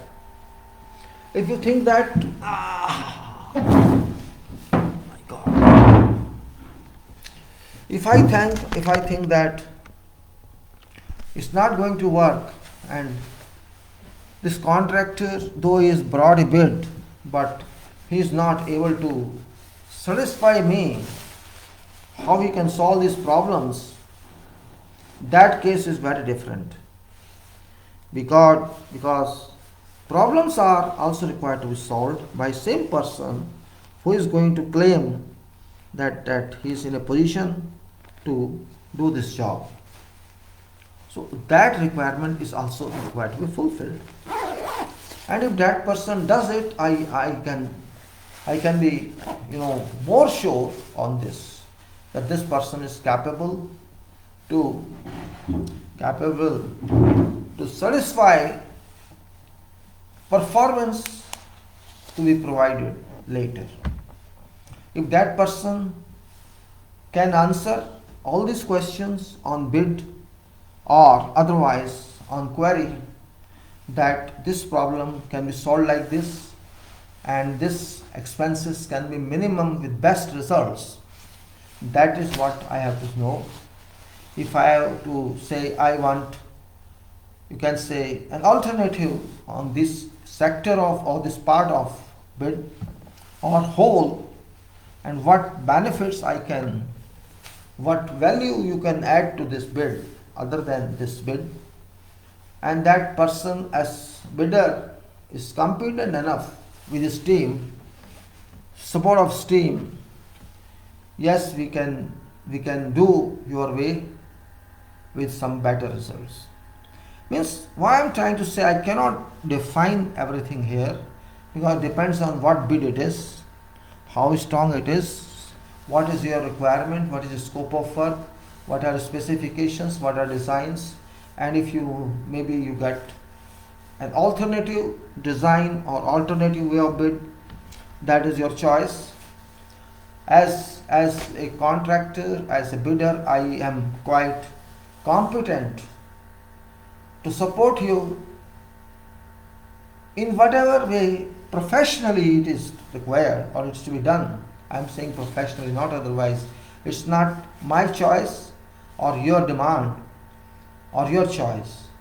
It is both way, based on certain principles, based on technology, based on methods, based on standards, and based on codes.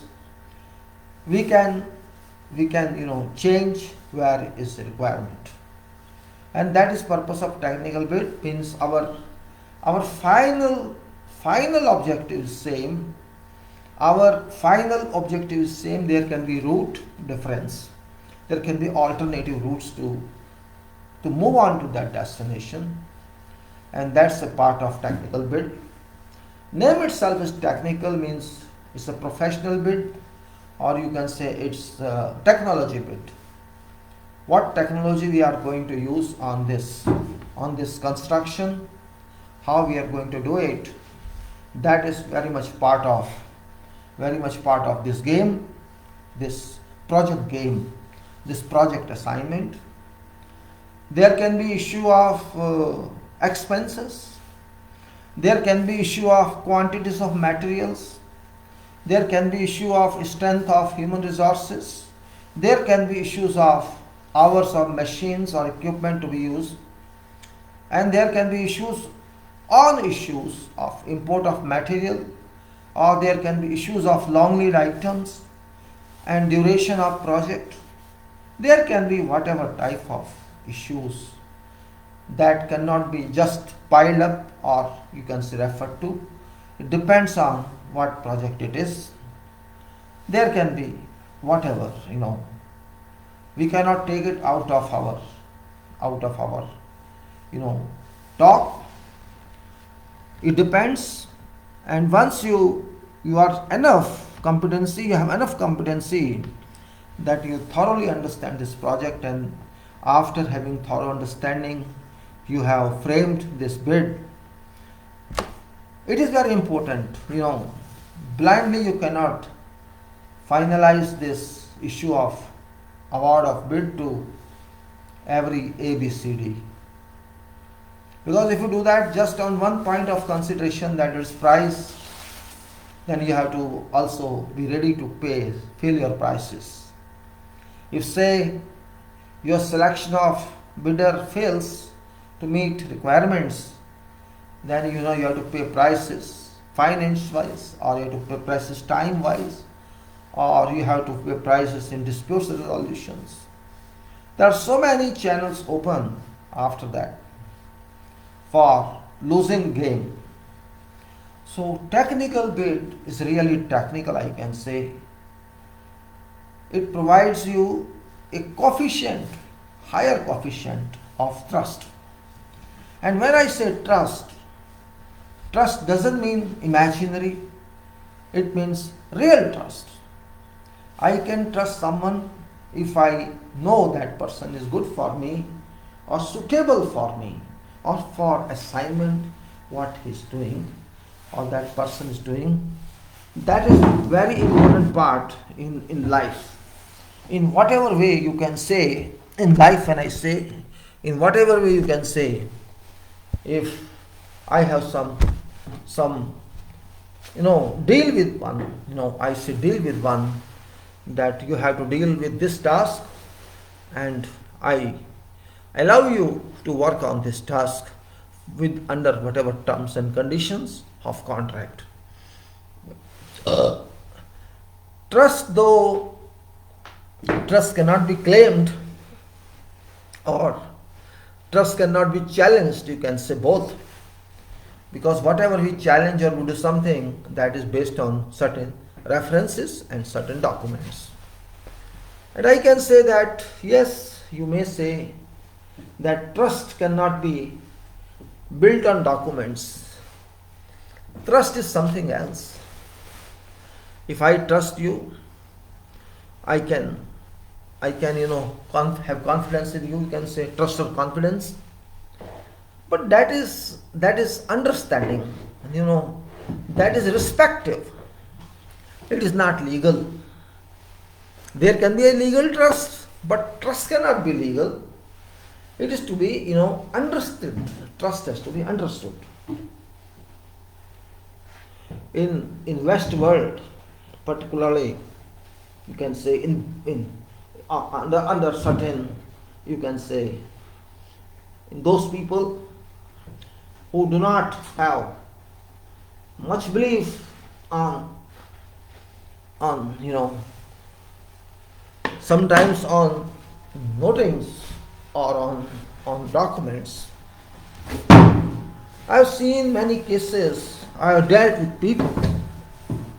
I've dealt with very, very qualified, high-profile engineers who have higher reliability value, reliability confidence, or you can say relational confidence onto trust building.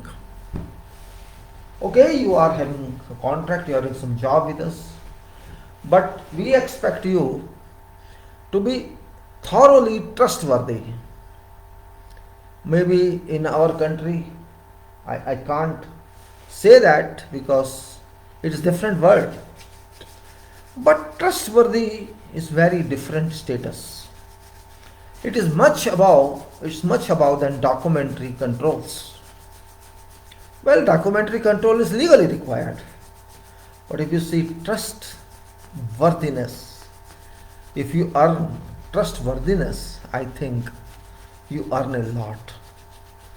If people trust you, if my client trusts me, or client says this contractor trusts me, or my suppliers trust me, means trust is a kind of different assurance. I can say this is also assurance. This is also a response which cannot be measured in quantity, trust. It is sometimes much more than anything else, much more than something else. Your wealth, your power of whatever, your knowledge, all sometimes go behind, and trust wins. It's like, truth. You can say Satyamev Jyate in our world. Sometimes trust is considered equal to Satya, equal to truth. People say, what I have said, what I have spoken, or what I have assured you, I would do it even if my neck is amputated. गर्दन cut जाए वचन न जाए, ऐसा this we call like that. So why I am stressing on trust? Because trust cannot be defined in engineering. We cannot say if you trust this is bending moment. We cannot say that because you had to calculate that. Once you calculate according to procedures, then trust doesn't come into your obstruction as obstruction. Trust is trust. It is to be built, it built throughout life, and you built it, and it's very important. This is what I learned from those people around world, particularly West world, and of course every world. They say we don't trust you, or we trust you. This means it's, you can say, a soul connection, that someone trusts you, and that also from overseas whom you do not know. No, I trust whatever this person says, one shall do. Because that trust is built up, that's built upon your long performance. This trust cannot be built in agreements. This trust cannot be built in agreements, in contracts. You can't build. Contract is a document that demands some work, and in exchange of it you get some return or consideration. But trust is built on long term of performance, where they say, based on your past records of dealings, that you keep up your words, you do not join dishonesty, you do not break up your statements, and sometimes in that case your statements are more valuable than your writings. Writings of course are required for purpose of commerce, but statement about writing remains above, because it indicates that you are a determined person, you are a committed person, you will do what you say until it's impossible to do. Means you will do all acts on something which acts are required to be done, and that is where trust works. That is where trust works. So trust is that. Why I am explaining to you trust? Because I have faced it. Because we are from Bharat, India, we have here, of course, very complicated legal system, and sentiments and trust are not given that much weightage. And trust is formed on certain kinds of sentiments. Though what they trust is different. They consider trust based on performance. That you perform. If you can perform, you can make trust, build trust. Of course, it's a long way. I have seen such British people of high performance, of high status, and when I dealt with them, if this person says something, of course, different nationalities, he used to say, see, Suraj, if this person says something, this means he would do it. Without any proclamation, without any written guarantee, that person believes that this individual is trustworthy. If this individual says that next day he would do this or do this again, whatever whatever assignment is given to that person would abide by that. So I would say trust in profession is very important. You trust in God, but you don't claim that, because that is your individual trust. But here we are talking of a trust that is related, that is reliable, and that operates on profession. Everybody Everybody undergoes some oath before entering into office or before entering into some profession. That is also based on your own trust that God exists, or even though you don't believe in God, some power exists. So contracting is not based on trust, but based on performance of history, performance in your career. But within that contract, always there is a trust coefficient, because documents are there, everything is there, but trust also weighs in, that no, this man though has given higher rate and that person has given lower rate, but we trust this person more than that person, because price can be negotiated, trust cannot be negotiated. No one can negotiate on trust. So I should say that trust is an inbuilt and integrated element in contract. It is also duty of every person who recommends some contracting person or bidder for some contract. You cannot just you can say agree on something whom you do not know.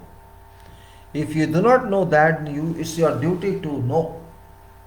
If you do not know thoroughly someone, it's your professional duty to know that person, either through his documents of pre-qualification, or you ask that person to provide past records. That's the only way. You cannot reject a person until you verify, and you also cannot accept a person until you know it. So if that person is able to produce his credentials, I cannot say that that person is good or bad. Only records would tell. Because when we do bidding, we deal with this, we cannot give to everyone, anyone. Because first of all, it is contract, it's going to be contract, it's going to be voluminous, it's going to be risky, there is a risk factor involved, time factor involved, cost factor involved, and quality factor involved, and moreover, life of this project to convert to operational unit is involved. It's not always easy just to look at technical bid and price and decide. We must have formed our opinion on facts. Past records are always available, but past records also don't tell everything. It is assessment, it is capacity of assessment that engineer who scrutinizes that contract or tender bid can grasp as much as is possible. Success of a contract depends upon so many factors. It's not one factor or other. All factors actually. All factors are involved in trust building.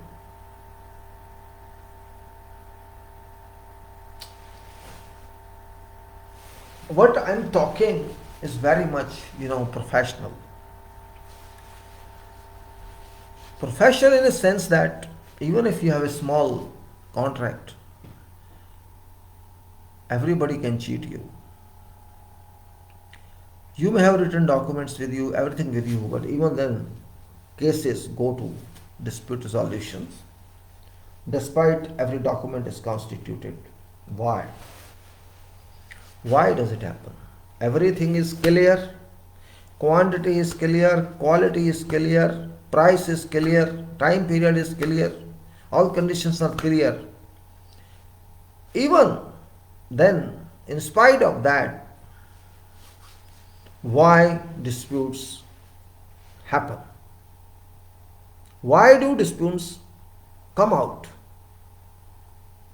After all, why? If you have taken all cares and if disputes erupt, this means there is some lapse somewhere. Every contractor knows these loopholes, and if these loopholes are not available, that contractor is so intelligent that can discover loopholes. My purpose is not all time to tell you that people are robbers or they are dishonest. It is money that changes hearts and minds of people, because contract is involved with money. And when money comes into picture, your own relations change their mind.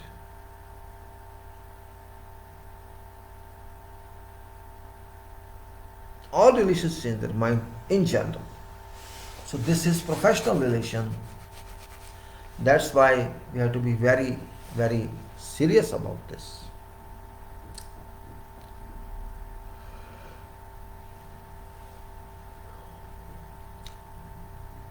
Price is one part, but not all parts. You cannot simply say his price is lowest, I should accept. That's not your duty to say that. Your duty is to demand details of that price.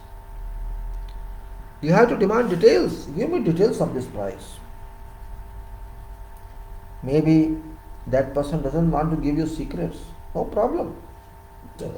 But you have prices of materials. Somewhere you must have, being an engineer.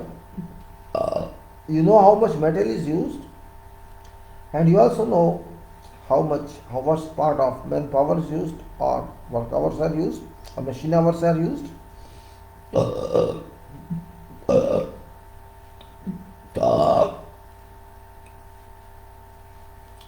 All this information that you have from technical bid and current rates of individuals as well as materials in market, you know that to decide this is rate and this worker this is rate. In that case, it won't be difficult for you to really assess minimum price. This price is to be spent on project. I don't think it's very miraculous. Of course, this is little hard because it takes time.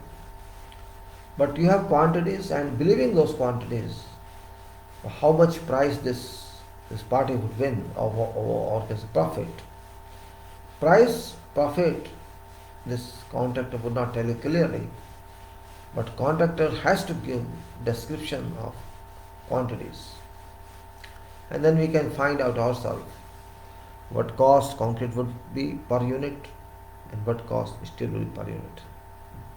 That we can assess frequently and put in store.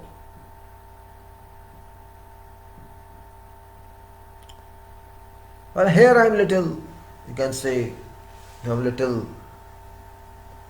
different, because when I assess that this person is going to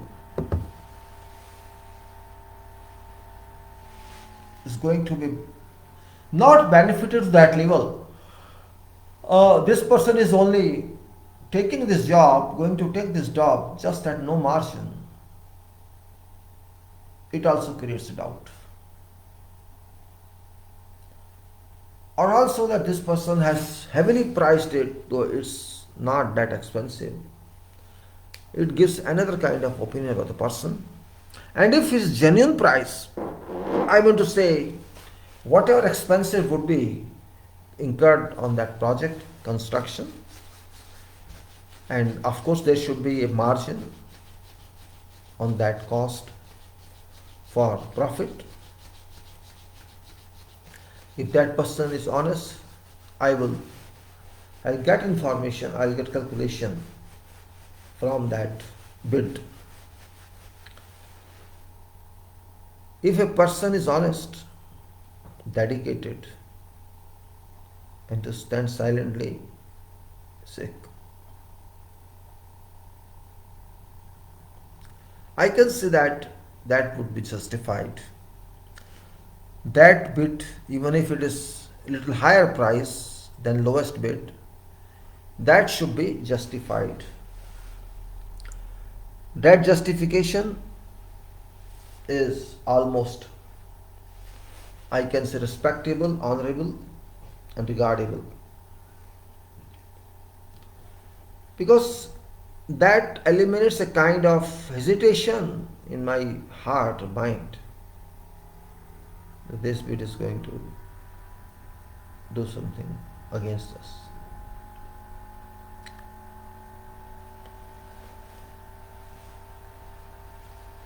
There could be alternative bid we can demand. If contractor is happy with, okay, I am going to give you alternative bid, and we say, okay, come on, we will look into this now. Purpose of alternative bid is that we can do better for you, don't worry. So if you want to better do it, what's the purpose of doing it?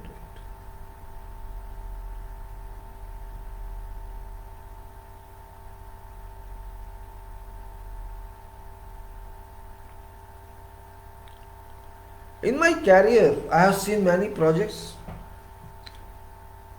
and you can say I remain busy only on sites.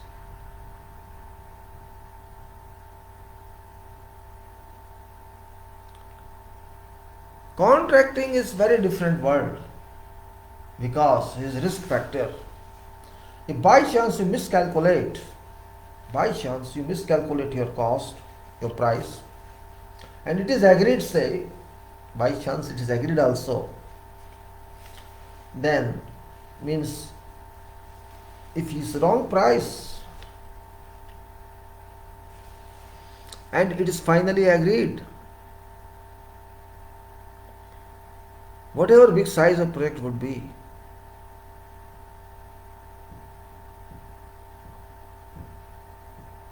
that first person who awards this shall be in trouble.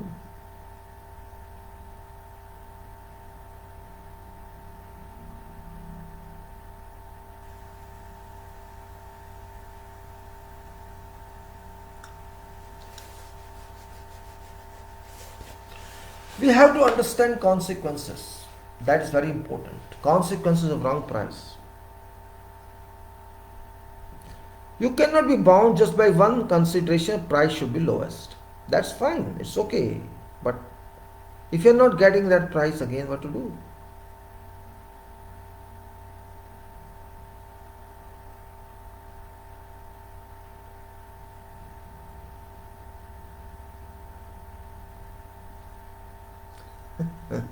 Some people may say when this person is interested to do at lower price, why are you asking him?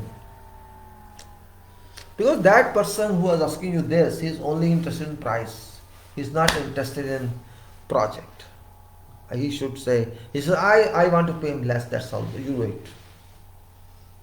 Because that person has only commercial angle. That person does not think in professional way. I am going to give you lowest price, say I agree, but if that person fails to perform, then that is a great hazard on myself.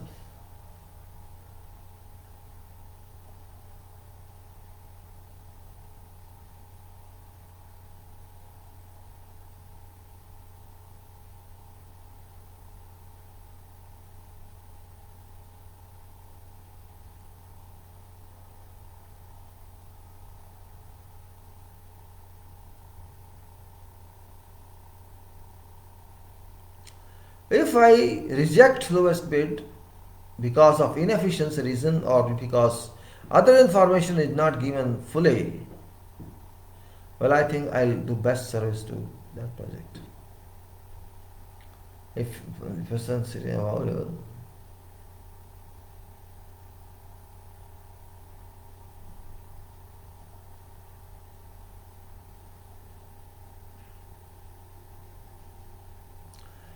I do not want to take any risk on project. No risk. Because lowest price doesn't mean every answer. It doesn't mean the lowest price is answer. No, I don't believe in this. Lowest price can be reference only. But if that price doesn't meet expenses, then as an engineer it's my duty to object it. I have to object this.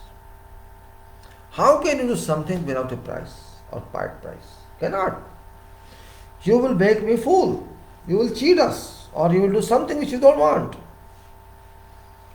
So, if that person justifies, gives complete detail, this is my total expenses, and if I see those expenses are genuine, and that person is taking very little profit margin, that could be something different.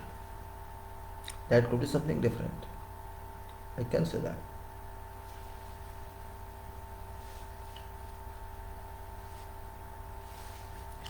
Life sometimes is not that easy as we think it is.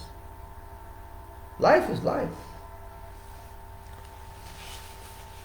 There are considerations everywhere. Everywhere we can say we have to think. And thinking is life. Again I say. Those who are big contractors, professional contractors, they don't mind price if you see performance of contract is required. If I am interested in performance, I will be least bothered about price all time. I would be least bothered about price all time, because price is one part of situation. Price is one part.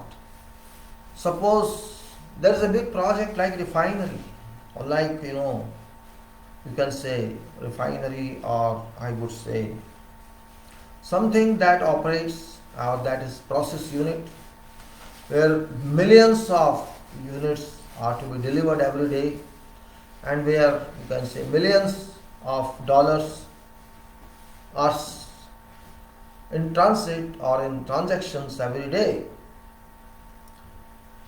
Can I just depend on price? That's the point. How can I depend in that situation exclusively on pricing? Exclusively, you cannot depend on price. If it's a process, you cannot. Suppose there is a defect, there is a failure somewhere in whatever disciplines you do there on that big project, oil project say. There are all kinds of services, utilities involved. All kinds of constructions involved. All kinds of buildings are involved. Big area, very large unit, where you have to spend many billion dollars on that project construction. And your processing or your production deals in many $1 million a day. And suppose you find some problem somewhere. Either you have to shut down plant, or you have to shut down some processing area, which impacts all performance.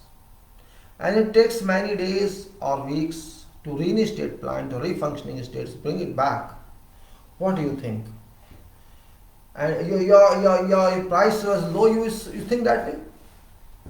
Well, I think that's not right approach. We cannot simply say I have to compare price only, because you cannot say there's a margin of 50% in price. No. If lowest price is say just 1% below than upper lower, but technical arrangements, technical details that other one is better, so we cannot just decide based on pricing. So my argument is, price is one part, that's okay. It is a respectable part. We have to consider this, but this cannot be final consideration. Price is price, and quantities are quantities. Everybody knows quantities. Every professional knows how this project will be constructed. But we have to keep in mind long-term effect. It may be that plant or it may be your building. Your building. Building stays for decades. If you think that this price is so low and he is giving this, I should award this to this person or believe in what this person says, well, I think you will make a mistake. Today you will get this project, but after 10 years, 50 years, 20 years, 40 years, 50 years, how shall this work? That is very important point, and that is where engineering process comes into picture. Engineering process is very important. If you don't respect engineering process in your contracts, then you make some mistake. Because without engineering processes, engineering cannot be done. It cannot be done. Without engineering, you cannot do anything. And engineering is very, very important. Only price if you keep in mind or some promise somebody says, I will do it. No, it's not that. Define how shall you do it. That's the point. Because it's a question of price I'm paying you. I want my price should not be defeated. The price that I'm going to pay you, that price should not be defeated in its function. If I am paying and it's not going to work that way, then my approach is wrong. So what's the purpose of my education? What's the purpose of my experience if I cannot even anticipate that? Really? Very important point. It's very important point that I have to consider into my follow-up of your submission. That's what I say. You show me your last projects. You show me where did you work. You show me your achievements. All these are required on major projects. And that also doesn't do final answer, means you have to prove it. You demonstrate it. That is where we have to concentrate. We have to concentrate. You cannot simply move on hearsay or just statements. You have given a long list on your submissions. I have this, I have this, I have batching plant, I have this area, I have this camping, I have that camping, I have so many resources. Okay, come on, I want to see. First of all, bring documents, procure me documents, and if you can document this, show me. I want to see. Practical, reality-based investigation or observation. You see, projects duration sometimes many years and sometimes many months, and it depends on cost. It depends on what type of project it is. I cannot risk my building giving it to some idiot. I cannot risk it. I have experienced. People talk a lot. I can do it that way. What happens as an engineer, if I advise someone on something, generally that person is not convinced. These people, contractors who are crooked, they can convince these people because these people are innocent.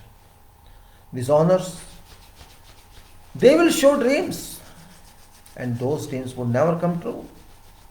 And engineer would not show dreams, engineer would show reality, which reality is very awkward because engineers always talk about something that shouldn't happen. You know that. As an engineer, it's my duty to tell facts to my client or to a person or to a promoter that this can lead to that bad result. But that person doesn't want to listen to that bad result. That person wants to listen to fancy, beautification, how shall it look, and this and that, because that's more interested in selling it. So, job of engineer is not show business. Job of engineer is not to guarantee something. Job of engineer is to let everybody know what are facts. I know building can settle. I know there can be cracks. I know there can be redistribution of stresses. I also know there's a distress. If I see your workmanship, or you're not shown anything, you're not giving me answers to my questions, but you are able to convince my honor, or honor of this project. And do you convince that honor is happy with you, but I won't support, because I know you are a liar. You're just interested in this project to make money, and making money is not my objective. My objective is to ensure that this building would stay for so many years safe, functioning. What we say is same thing, like there's a limit state for services and there's a limit state for collapse. We know that. This person is interested in limit state of earning.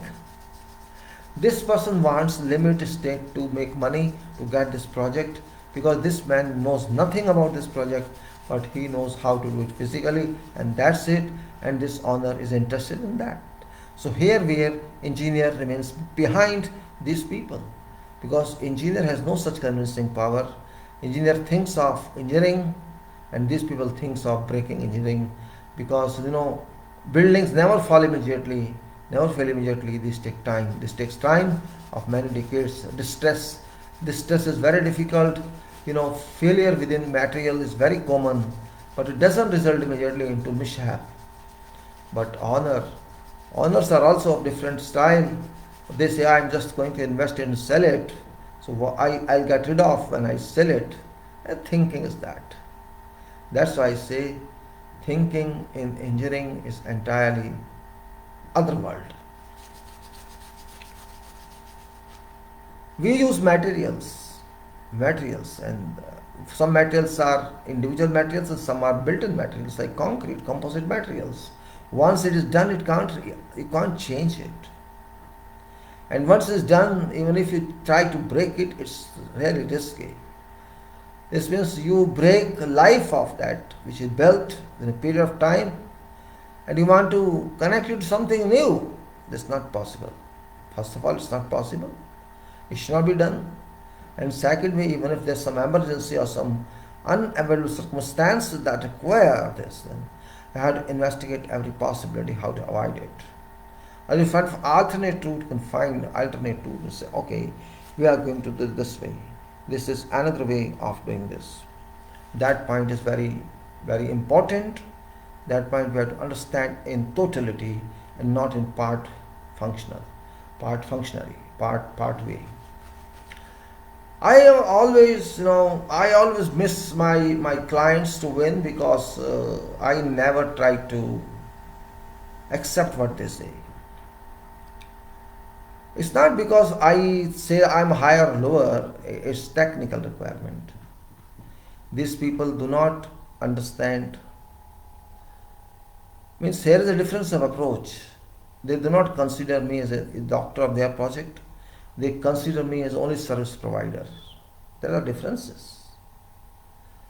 When you go to doctor, you listen to doctor, what doctor says, and what you accept, what prescription doctor provides. Yes, you may ask certain questions, that is different, for purpose of understanding something. But you never question doctor, you write this prescription and do this way. You never do that. Here, there is a difference. They think they are higher and this person is only service provider. They consider engineer service provider. They don't understand that it's question of life of building. How shall it behave? Only engineer can understand. At this point they don't understand. There is means they don't know that engineer also is working on something that's going to stay for whole life. Only that is difference in approach. So engineering is different. You don't take different way. It's completely another world. That's why I say think in what's much more than the other professions. In our profession, thinking is very important, and thinking from each and every aspect, not simply one or two aspects. I have to finalize contractor, and I can finalize only when I know everything about contractor. I am not in hurry. I shall not be in hurry, even though project has to be started. until I am sure, I am confident that this person is genuine. Of course, by meeting, when he brings his son or wife or someone else to me, make sure that our project is not defeated.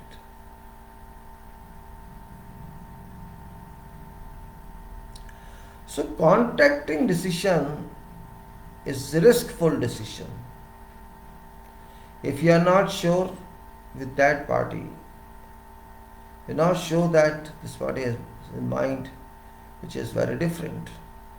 Your consideration about that party and that party's its own consideration may not match. If you are not final authority, no problem, you have to record everything, whatever is expected of your end. You have to fill these tables themselves.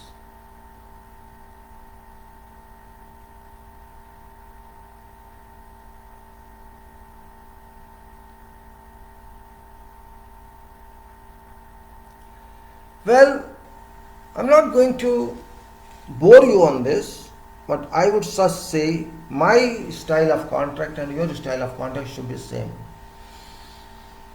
Until you are sure that this person can do this work efficiently, don't award that contract. If you are sure, until there is some, you can say, emergency. You can say there can be something else.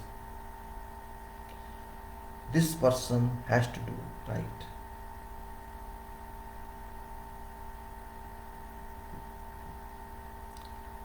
All projects are varying. You may take risks on small projects, but you cannot take risks on those projects which are bearing.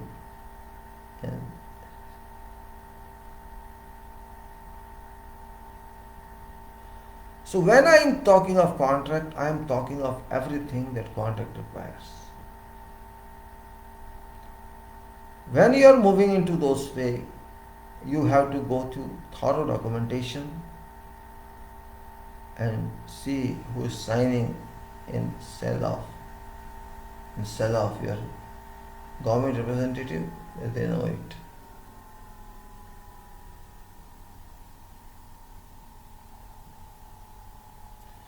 Contract is to be decided in very efficient manner, in very, very positive and also negative aspect.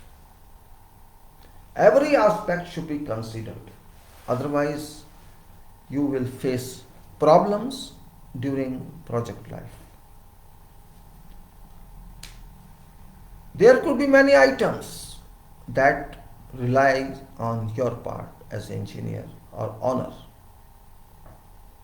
which you must know and tell contractor also in your documents that these are very long lead items. This we cannot risk it to keep in our hands. That is what we have to be clear of. I can give you 2% more price, no problem. But I have to ensure that you have guarantee of success. That point is very reasonable. You have to understand. Contract is done according to requirements of contract. I was talking of this, but we have to make also sure that contractor has enough backing. I don't expect every contractor owner to be qualified engineer. It doesn't matter if they have experience, but they should have support of engineers. That's very important. And that can be known from technical bid itself, what that party has. If that party is adequate to own resources that are required for site works and for design work, then that party can be considered. And it's also required to talk to those engineers who are mandated top or lead engineers, you can say, on that project. equal to manager rank. These also can be called if they are available, and they can be called and debate conducted with them.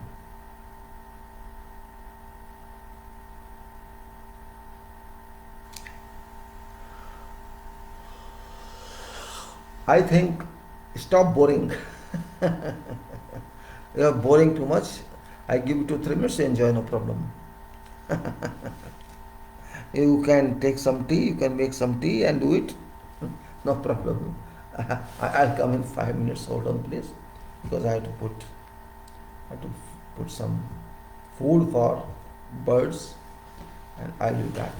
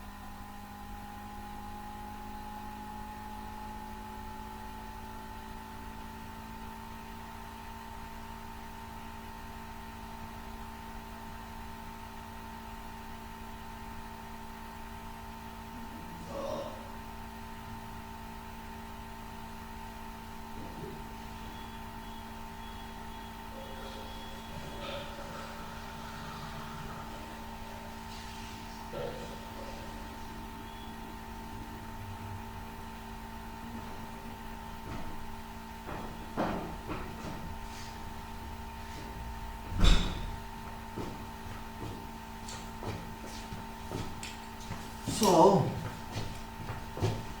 contract is contract. We have to accept this fact. That fact is very important. We have to accept that fact, and that fact can't be denied. And if you don't accept that fact, you will suffer. You will suffer. You will suffer immensely. You will suffer in career as well as in cost. And maybe because you are a fee-paid engineer, you have to suffer in dispute resolution. That can also happen. So we have to be very clear in this regard. कुछ मैं हिंदी में बोल दूँ, शायद पता नहीं आपको अच्छा लगे ना लगे. थोड़ा बोलने में बुराई कुछ नहीं है. कभी कभी अपनों को भी देखना पड़ता है. आखिर कॉन्ट्रैक्ट क्यों दिए जाते हैं, ये बात भी जरूरी आना चाहिए. मजाक नहीं होता ना. हम एक काम खुद भी कर सकते हैं, लेकिन हम नहीं करते. हम कहते हैं कॉन्ट्रैक्ट देंगे इसका. एक्सपीरियंस है लाइफ का. आप खुद काम करके देख लीजिए, लेकिन आपको बहुत प्रॉब्लम आएगी, क्योंकि आपको उस प्रोजेक्ट के लिए सब कुछ इंतजाम करना पड़ेगा.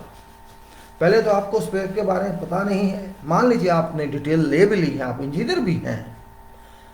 खैर मैं इतना यहाँ इंजीनियर के लिए तो नहीं कह सकता, क्रिटिसाइज नहीं कर सकता, लेकिन अगर आप मान लीजिए इतना नहीं जानते, आपको सारे रिसोर्सेज तो अरेंज करने पड़ेंगे. उसमें सामग्री आती है, मटेरियल, ह्यूमन रिसोर्सेज आते हैं, काम करने वाले लोग सब, और क्या क्या मशीनें कब कैसे. मान लो आप ये सब समझते भी हैं,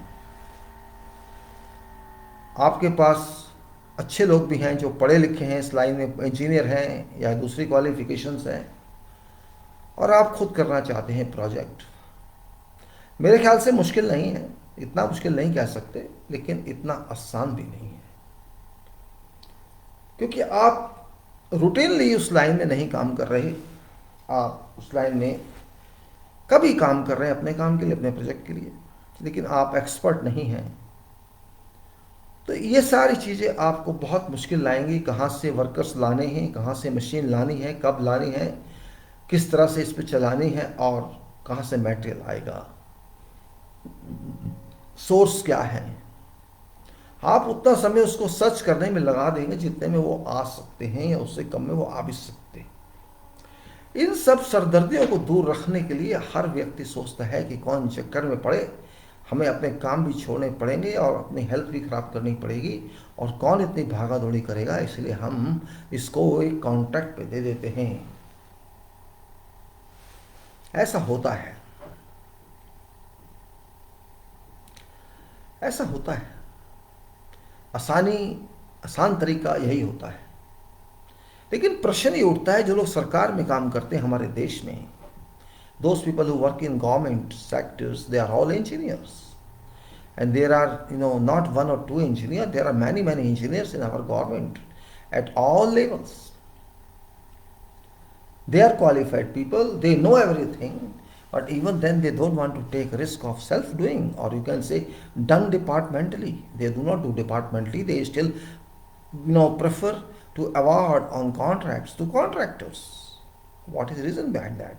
If they want, they can arrange materials, they can arrange human resources, they can arrange equipments, and they know technology, they know procedures, they know methods, they know everything. They can easily do that, but even then they prefer contractorship. Here's a point that must be deliberated.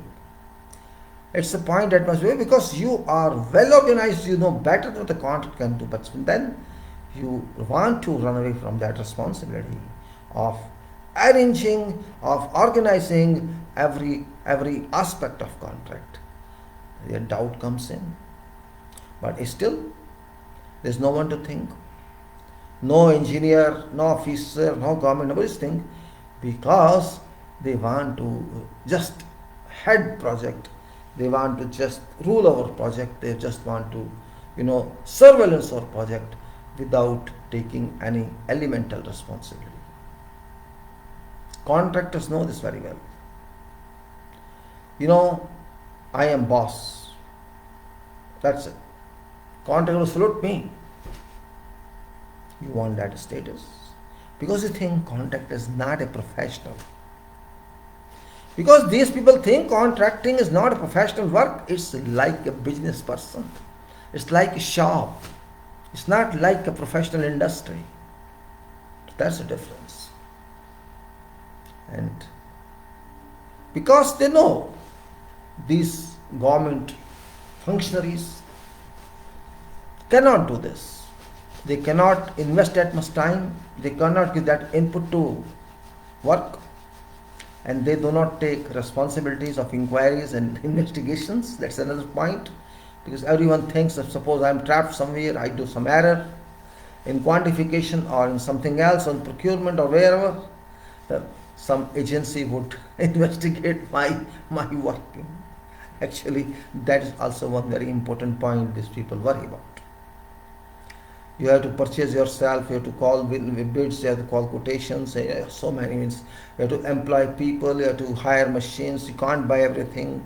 So you have to hire some of these contractors as for something, for supply of metals, this and that. Means your paperwork goes on increasing and on care. And you're not interested in that. Everybody is not equally intelligent in government. Everybody has its capacity and they don't want to be trapped, but they want to make money. I'm not alleging upon them, this is a fact of life. So these people always prefer to use contracting system, and because contractors are, you know what I mean, there are limited list of contractors and they all know all. So you can say kind of relation, you can say relation which should not be there, but is there. It exists all the time. Every top engineer knows which is top contractor, every top contractor knows, they know all contractors, and it's like, family of, I have this list of contractors, 10, 15, 20, 25, whatever, and we can call them for this job, we can call them for this job, like this. We keep on calling them, and you can say you may say kind of a dirty environment has been built. Means you only relate to them, you only deal with them, and they pull themselves. This time you get this job, that time I'll get this job. So it's a kind of, you can say abuse of power and abuse of system, rather than referring it to literally work, referring it to requirements. That's the difference. That means government can do it. You can, even in private means they are same thing. There's no major difference now because people have same culture. So what I would say is contractorship can be avoided, but it's not avoided because of these reasons. And these reasons are not, remote reasons. These are in-front reasons. These reasons are border reasons. We have to accept that fact. We cannot just run away by saying, no, because contracting is a must. Contract is not a must. Now what happens then if you say, okay, I want to avoid contracting, okay, we give on labor coefficient rate, labor element rate. Labor element rate is very small, but then contractors won't come in that way, and we will get only workers level people, and they are much better than, I think, these grouped, I can say. These people know nothing. In particular, I've seen in Delhi and around that, if you ask them, give me details of what price you're claiming for this matter, somebody says, oh, I want per square meter so much. Okay, fine, I'll pay you so much, but give me details. How much material you are going to use, what quantity of material, do you have actual quantity? Have you gone through this drawing? Have you calculated this? Show me quantities, steel quantity, or you can say concrete quantity, formwork quantity, at least RCC element quantity, show me. I'll talk of finishes later on. Give me this quantity, which is very important part of contract, because without this building structure, you cannot do anything. They can't give that. They will talk a lot. And they will talk as such they can do miracles and wonders. Ignoring engineering principles, ignoring engineering mechanism, they can do whatever they want to do. And I'm surprised to that. I was watching one video, and one engineer just agreed on that video, I think. Or they were using some rusted steel, and on one says that don't use this because this is not, but some rust is acceptable. I was very angry on this statement. How can you say that some rust is acceptable? How can rust be acceptable on steel? Even if it's written somewhere it's rubbish. Remove that writing from that specification. How can you say that rust can be accepted? He just put that on, say, see, it was coming on my fingers, a loose rust, and I don't accept loose rust, I can accept hardened rust. Nonsense. You can accept cancer in your body and justify that. It's cancer to steel. Why do you accept this? What is the reason behind? That should be a question. If I raise that question to you, why do you make such a statement? That some rust is acceptable. What do you mean by some rust? What is the definition of some rust? How can you define some? Yes, people are crazy. Yesterday, I was watching one video. I'm not naming that engineer. He was just telling people of villages, I just need that you have to take care in this building. I'm going to do a harsh CC, a steel care taken. So he was just in that video telling people that use 10 mm dia steel for main foundation of footing. I don't understand people. Really. You tell them something they should not do. How can you say you use yourself this? You can ask them, ask some engineer. Engineer shall design for you. That's it. Why you say use 10 mm this way and that way? What do they understand by 10 mm?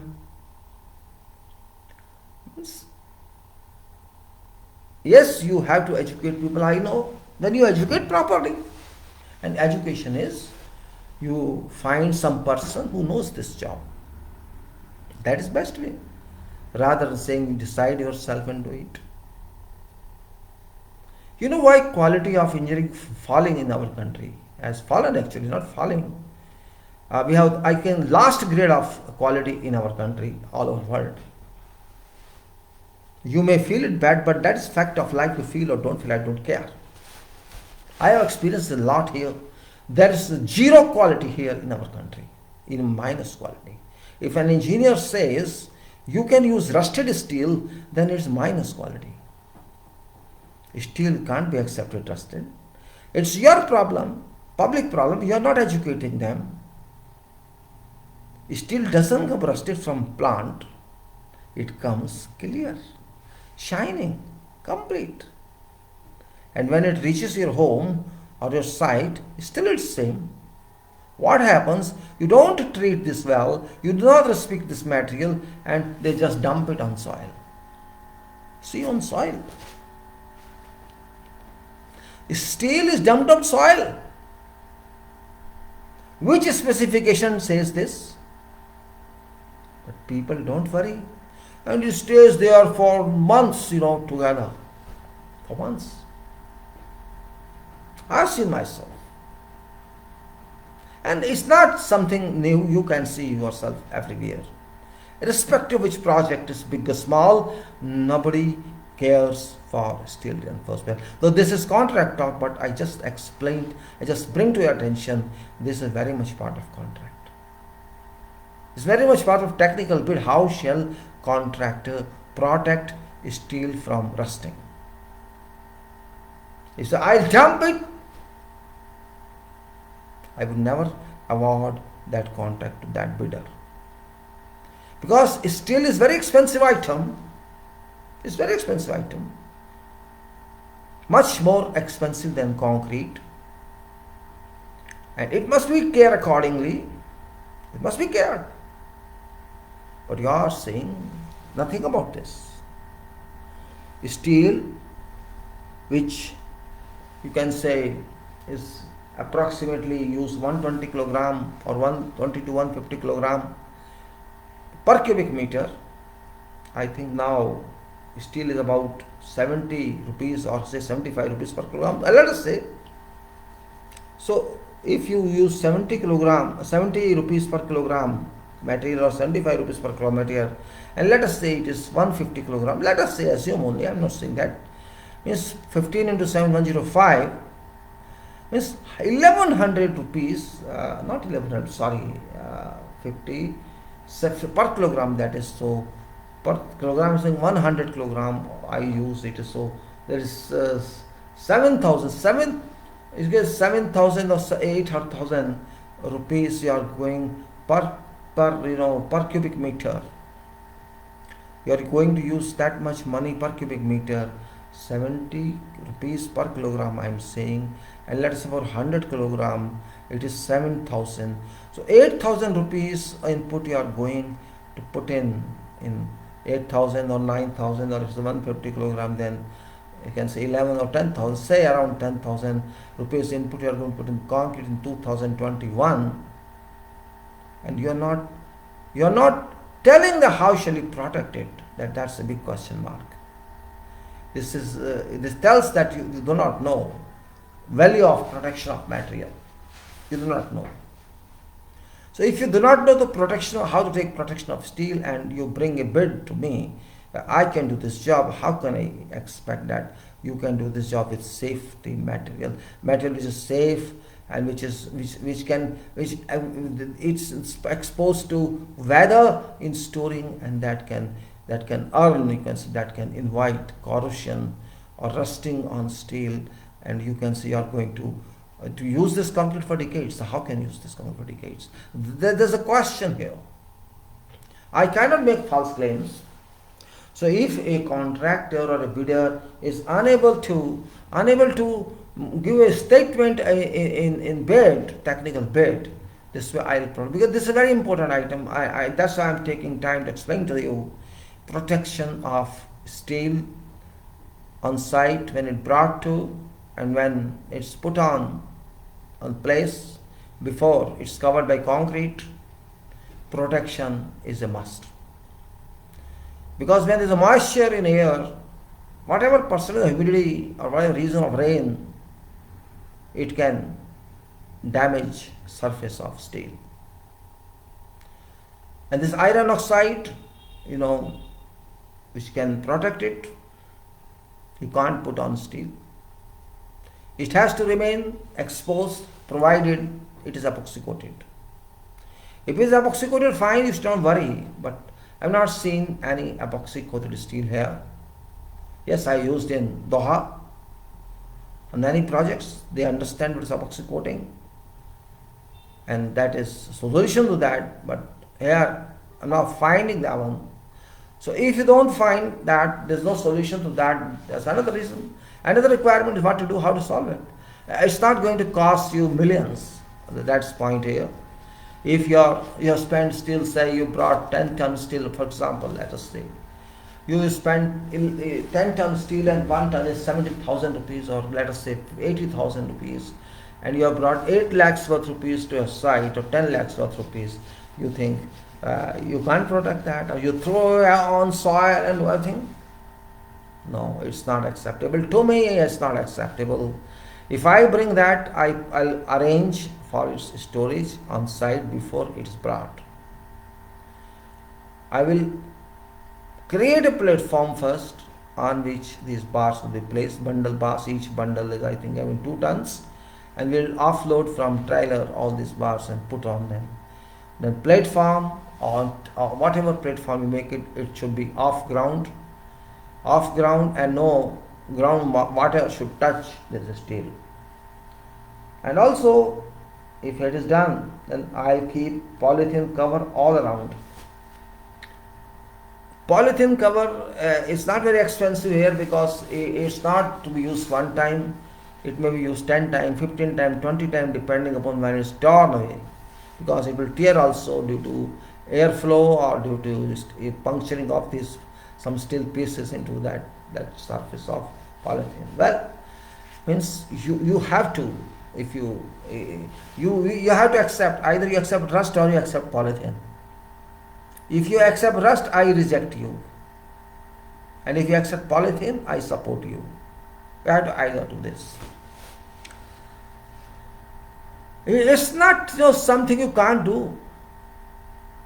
When I was I was starting, my own construction in a house.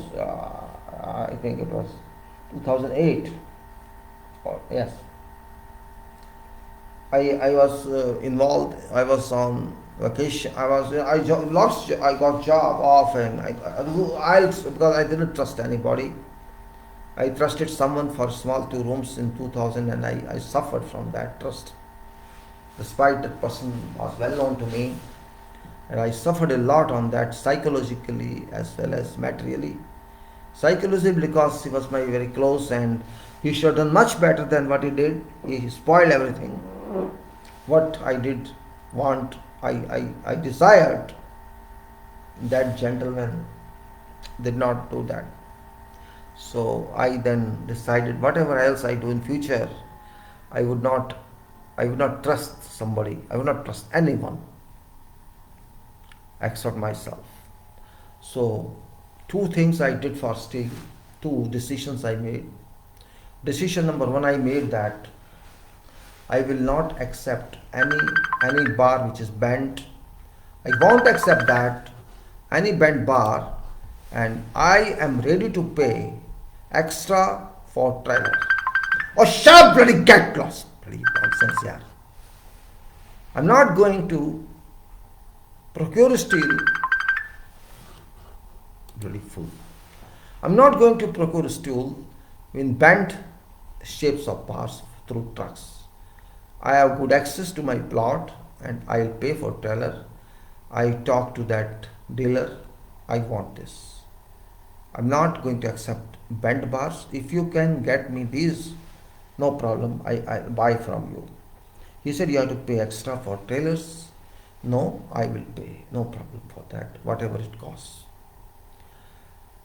We agreed for that. We got steel bars straight, 12 meters length, and I had prepared all arrangements on my house outside, timber posts and something else, means it was above ground all time until it was used there, left there, and covered with polythene sheets.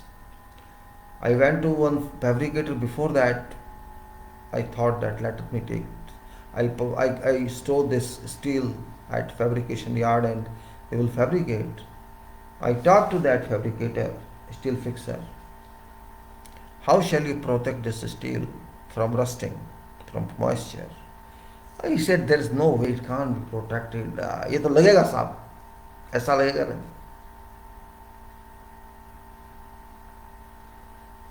I asked him why, क्यों लगेगा? ऐसे होता है जी, steel तो ऐसे रखा जाता है. I asked him, if I get you polythene, can you cover every day? He was laughing. He was laughing. I asked him, you have to cover it here and you have to cover also on site when you finish your day's job. You cover it fully. Yes, he was reacting in a way as if some alien has come. Alien has come to earth. If some alien has come, he was reacting in such a way. Well, I said, okay, thank you. I am not finding that steel fixer in you, which I am looking for. So I said, okay, I'll deal with that steel fixer who can fabricate at my area. I don't need fabrication in your yard. So I called some other, discussed with them, agreed rates, and they agreed that okay, this they will do. Fine. If they did not do even, then I will use some people for morning and evening so that they can they could handle polythene covering. I am also still not happy with that because I could not do it 100%, yet it is much better. Some of my steel rods by chance got rusted due to whatever reason, due to negligence of people. So I put some people there, brought them steel brush, okay, remove all rust. I am not going to, I'll pay for you for removal, no problem. Because I have no arrangement for for blasting. Sandblasting. Sandblasting is only way to remove that. If you have, but you cannot say accept that. Point is that, how can you say you can accept rusted steel? You cannot say that. It's not permissible. And nobody permits that. How can you say that? You cannot acclaim that. You cannot, declare that you have to accept. I saw in some books, I read also this, that if it is loose rust, you have not to accept, and it's because those authors who write that, they are professors, and sometimes they write something which they should not, but no problem. It is engineering, development goes on, and it is understanding they have. So I don't mind that. After all, they are students, professor. They are not, engineering professors. No way you can accept rust in steel. There is no way. And even if some book says, I don't accept that, because you are not God. Steel is in and rust is in. What do you think? It will go away. Civil engineering is clashing with people, and people clash with civil engineering. That's the problem. And same thing contractors do. For contractor is physical work, and for owner also it is physical work. But for engineer it is not physical work. It is engineering work. This is different. Difference lies here. You are spending money on your building, but you do not know whether this money is going to work or it's not going to work worth. Contractor knows nothing, and he has to do physically, and he has to give you something built in, and you are happy this has done. But neither you know nor contractor know what you have done. That's the point here. Engineer knows, but you do not listen to engineer. That's another problem. Engineer is not losing anything. If you think he will lose, I don't know why this ignorance in this country. I don't understand reason behind that. Why ignorance in this country? Particularly, people do not want to consult engineers. And even if they consult, they do not value it. This is my experience. I don't know why they hesitate to access to engineer, and this is only reason that you will not find many engineers working in public, because public do not need them. Public do not need them. And even those who are working, they are working only for sake of existence, not for sake of profession. Because they don't update themselves, because nobody cares, nobody requires that update. And there are many companies I have seen here, very big top companies, and you go see and how they store steel. Really, it is rubbish, I can say, very rubbish. I don't like it. Very big names of companies constructing smart cities, and you see how way of storing there. You can see also what workmanship they do, what quality they hold. All these are there. I'm not going to do that, but this is contract talk. People know contractors cannot produce quality, cannot deliver quality, and that's a drawback here. Contractors cannot do that. But that is one part of situation. Other part is that client is also not interested in quality. Government is least interested in quality, and when neither is interested, government is not interested, or you can say client is not interested, and companies are not interested, I can say, even if engineer is interested, what is percentage of that interest? So there is 70% or 80% no interest in quality. 70 or 80% absence of interest of quality means you cannot achieve quality. alone engineer cannot do everything. How much engineer can fight with these deaf and dumb people, these blind people who don't understand quality? Thus, this part is different in overseas, Gulf countries, others where I worked.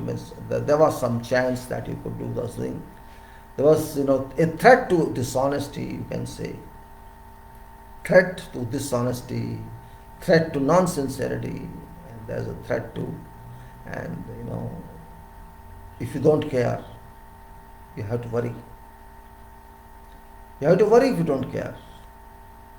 Because those people take and think that this is material, very expensive, it cannot be disregarded, it has to be properly inserted into project, placed in permanently, and it's going to serve for long term. They value like this. But our country is really great, I can say. Here, what is meaning of quality and workmanship? I don't know if they know it.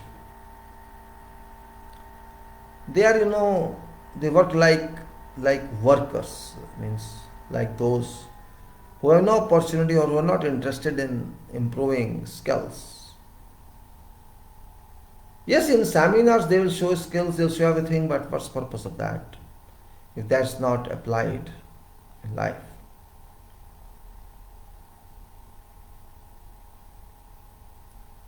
So what I'm going to say is, when you decide contract, it's not simply you decide on one aspect. You have to consider many aspects, because it is cost, it's time, it's future of that particular project, which can be impacted upon by giving to some illiterate or some person who knows nothing about that.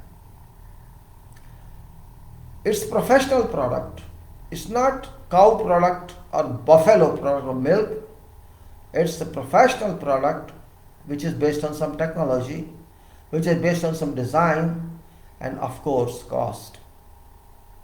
So it must be given due time and due regard and adequate time for its survival, or for its, you can say, plus and minus, whatever merits and demerits, otherwise you have to suffer.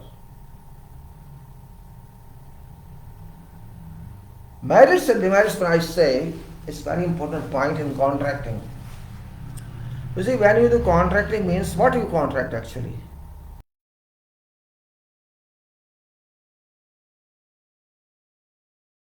Do you think we only contract about work?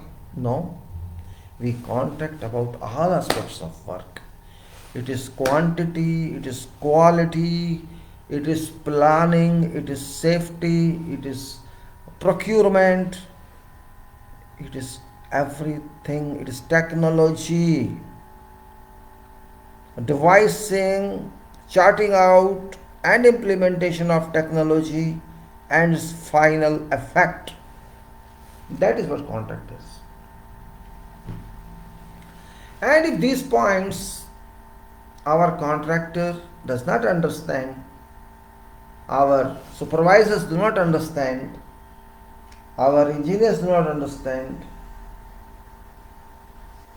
and our owner also do not understand, our owners, who shall understand then?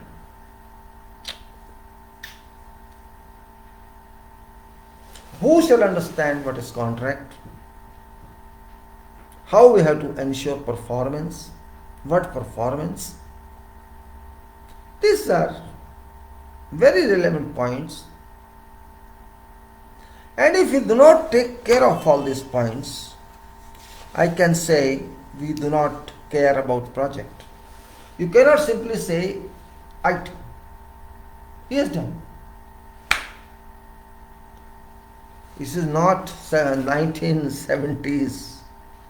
It is not 1970s that you can accept whatever you want to accept. World has changed. World has changed and you have to change. You have to engineer. It's not simple measurement now. I have seen a time when people did not even worry about what they are doing, what they were doing.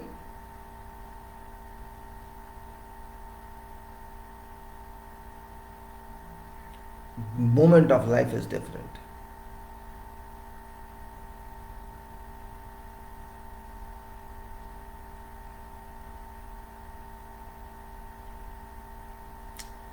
Well, I'm constraining myself to contracts again because it's already about 7, no problem. A few minutes more and we go. Contract is a big business, it's a big domain. Particularly EPC contract and construction contracts are big domain. I wanted to share the document with you, but well, I could not do it today. The document you can see yourself. It's very boring talk, I know. But what can I do? If I have to confer on this, I have to think that way.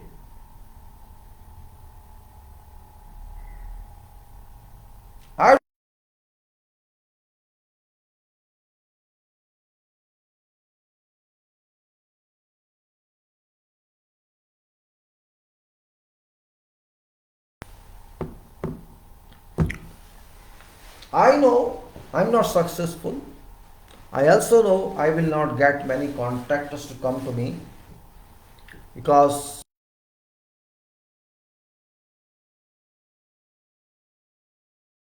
they will face problems. It's only owner of project who can help, not somebody else. If owner doesn't understand meaning of project or value of money that is going to be spent, nobody can help owner. Here, people believe in again fake statements. People believe in false promises, and it applies to public also. But at some point in time, we have to concentrate and change it. If we have to change it, why not to change immediately? Why to wait for that point of time? When I was in my beginning of career, I used to see some quality existed. But now that is.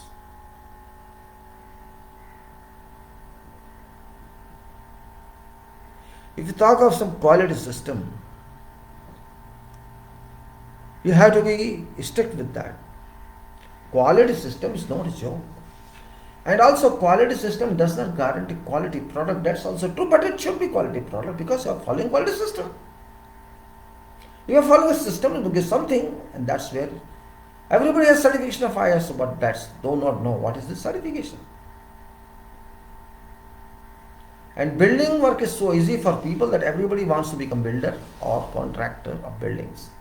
I don't know reason without knowing ABCD of that, how people allow them to work or how. Okay, labor rate is fine, if you can allow labor fine, but when question of totality comes, where do labor stand?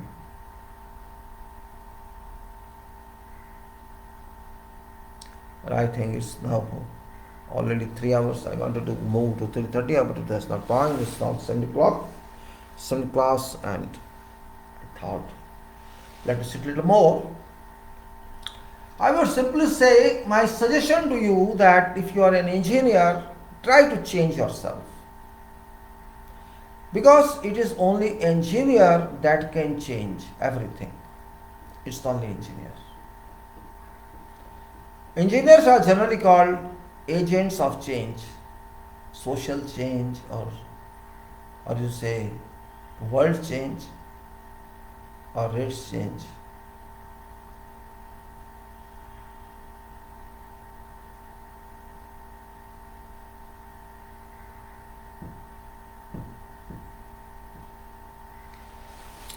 Engineer means engineer for change. That is engineer. It's not situation changes engineer. Here situation changes in here, that's the difference. We used to read papers long back, engineer is the agent of change, engineer is this and engineer is that. But I'm not finding that engineer today. I'm not finding that engineer today. If engineers are for change, they should change. By now they should have changed. They are not changed.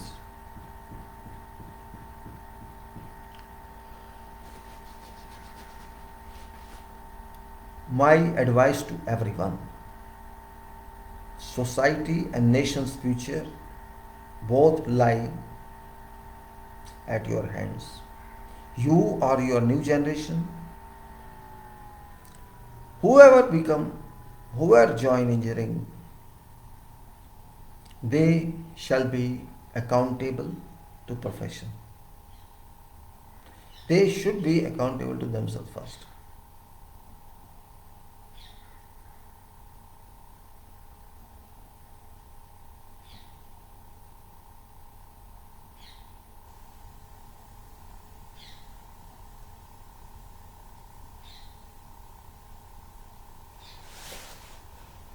It is very difficult to work on change, believe me or accept me.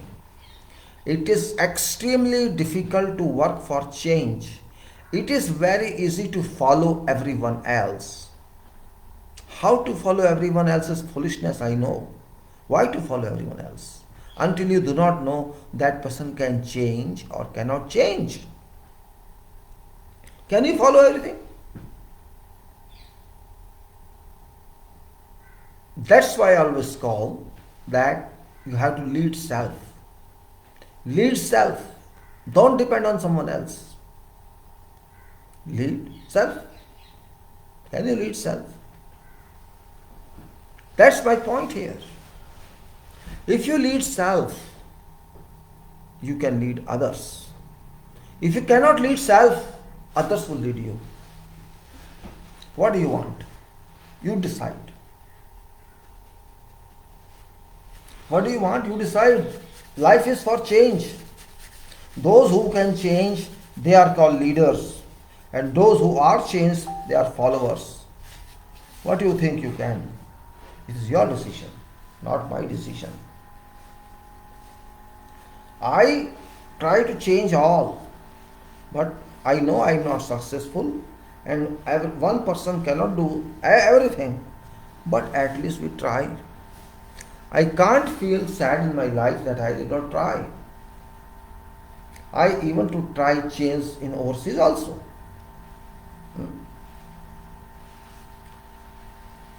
Change is not for sake of change, but for change or sake of a requirement.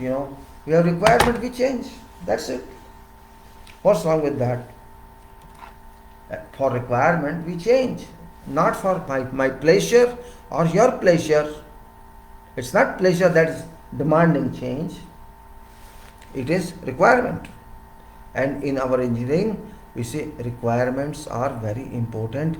Requirements are whatever you say, provisions or demands which are mentioned on contract or elsewhere, or which are required to be defined, all should be for change. Technology changes every day. Definitions changes every day. Prices change every day. Prices change every day. Definition changes every day.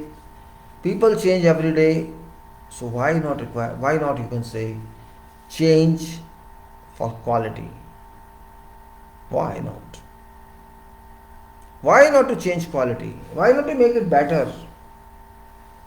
That's an important point. Why not to make it better? Why we are so scared, or we are so slave, or you can say we are so coward that we hesitate to change? Why can't we change set procedures? Why don't you think for interest of project rather than interest of individuals? These points required mention. I think it's enough.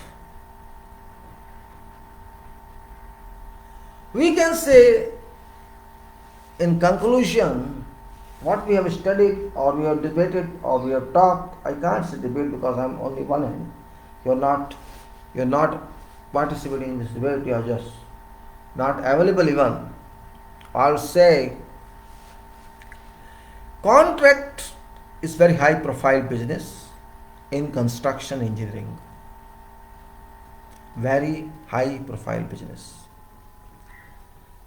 Generally, it's quality business, it's quantity business, and it is long-term business. Long-term not for contractor, long-term for its owners. You may make today and go, but owner would stay in it forever. Is future people also shall stay with there.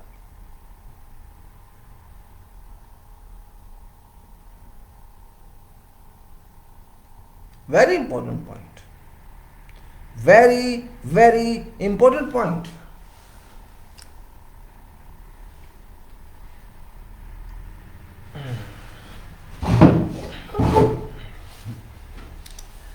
We talked of certain principles of contracting. We talked of engineering requirements. We talked of what is engineering. We talked of what is structure. We talked of technical bit. And we talked of what should be done. What should be departmental work or no departmental work? Can we do something or we have to follow? We should attack follow or we should attack leader. What should we do? That's the point here. We have a lot of talk of leadership. Talks only. Or do we lead? Can we lead? And whom should we lead? I say I should lead myself first. I should lead myself first. How can I lead others if I can't lead myself? And if I have to lead myself, I should know everything of that. If I am not thorough, and I'm just crying, if I'm not thorough, I only cry. This cry goes in wilderness. Before crying, I have to prepare home. I have to prepare my base. What I'm going to do, what I'm going to thought. I have thought, did I think? Did I collect information from various sources? Until I do that, I can't describe anything. Even if I describe without input and long materials I write, this will be flown because it's not connected. It's something here I put and blow away. Do you want that leadership? Leadership is cohesive, interwoven. For making it interwoven textile, you have to work for that. Important point. You cannot miss any time. You cannot miss.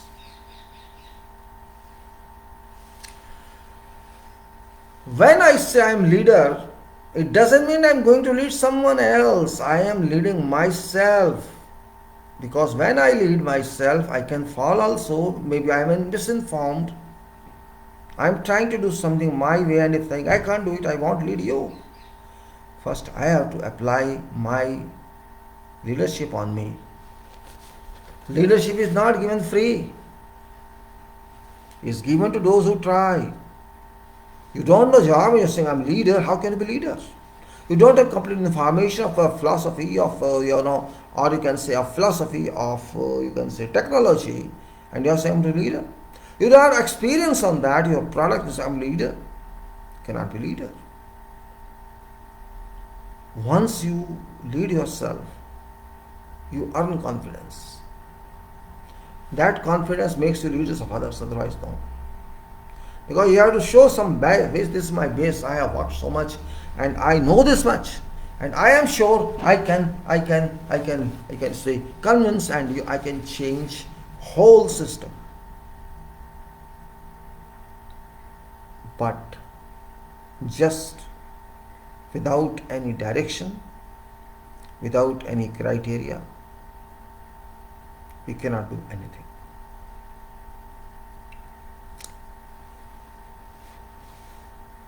Engineering it's not politics. It is engineering world social service. I am calling it social service because it's not business. Those who make it business, yes, they may be successful, but they do not serve humanity. They only plan to get more business and more money. Thinking is very important, and thinking makes leaders. If you work on thinking, you can change entire system. And thinking doesn't come in one go. It comes by experience. It comes by mistakes. It comes by, errors, and it comes by attempts.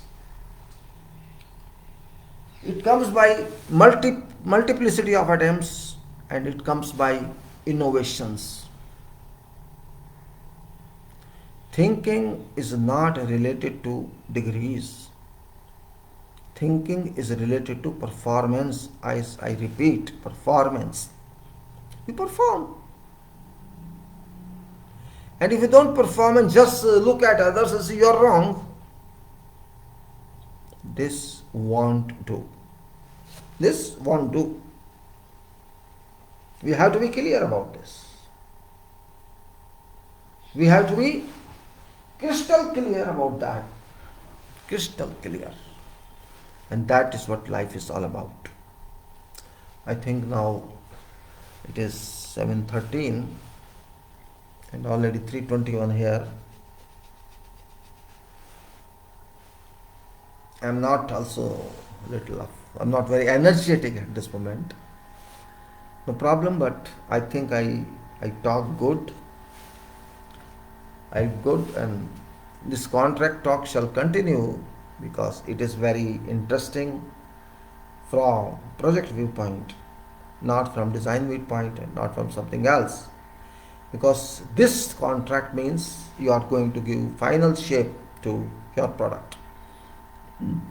And this contract also involves documentations or formats, that is FIDIC, and also organizations, because contractor has to deal with all organizations, interrelated organizations, as well as communications. Performance of contract means you have to deal with communication, and you have to deal with coordination, and you have to deal with quality and quantity, and you have to deal with systems, all systems, and you can say whatever can be defined in this way.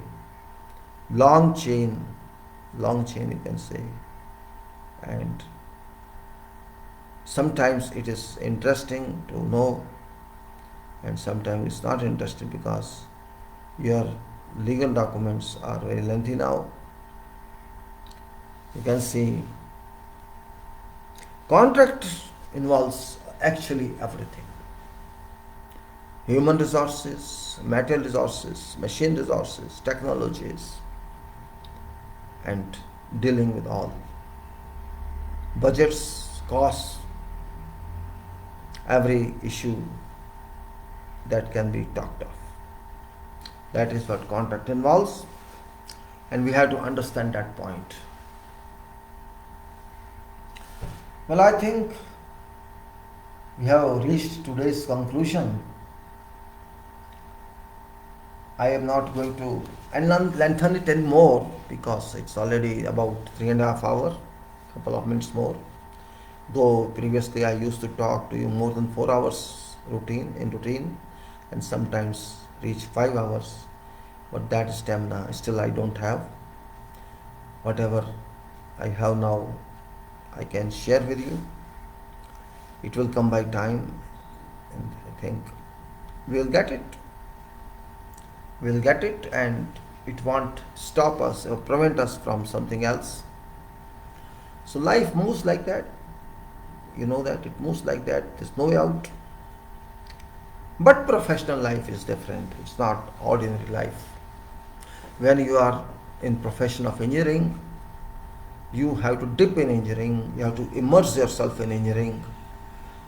Yes, money you have to earn, but it's not like others' money.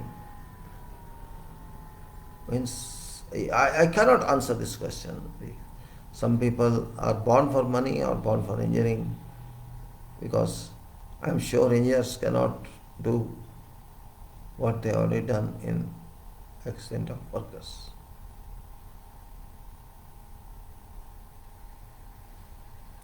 So I would simply say, don't be hesitant. Don't be hesitant in thinking. I know everybody thinks. You also think. You always think, also think. That's more important.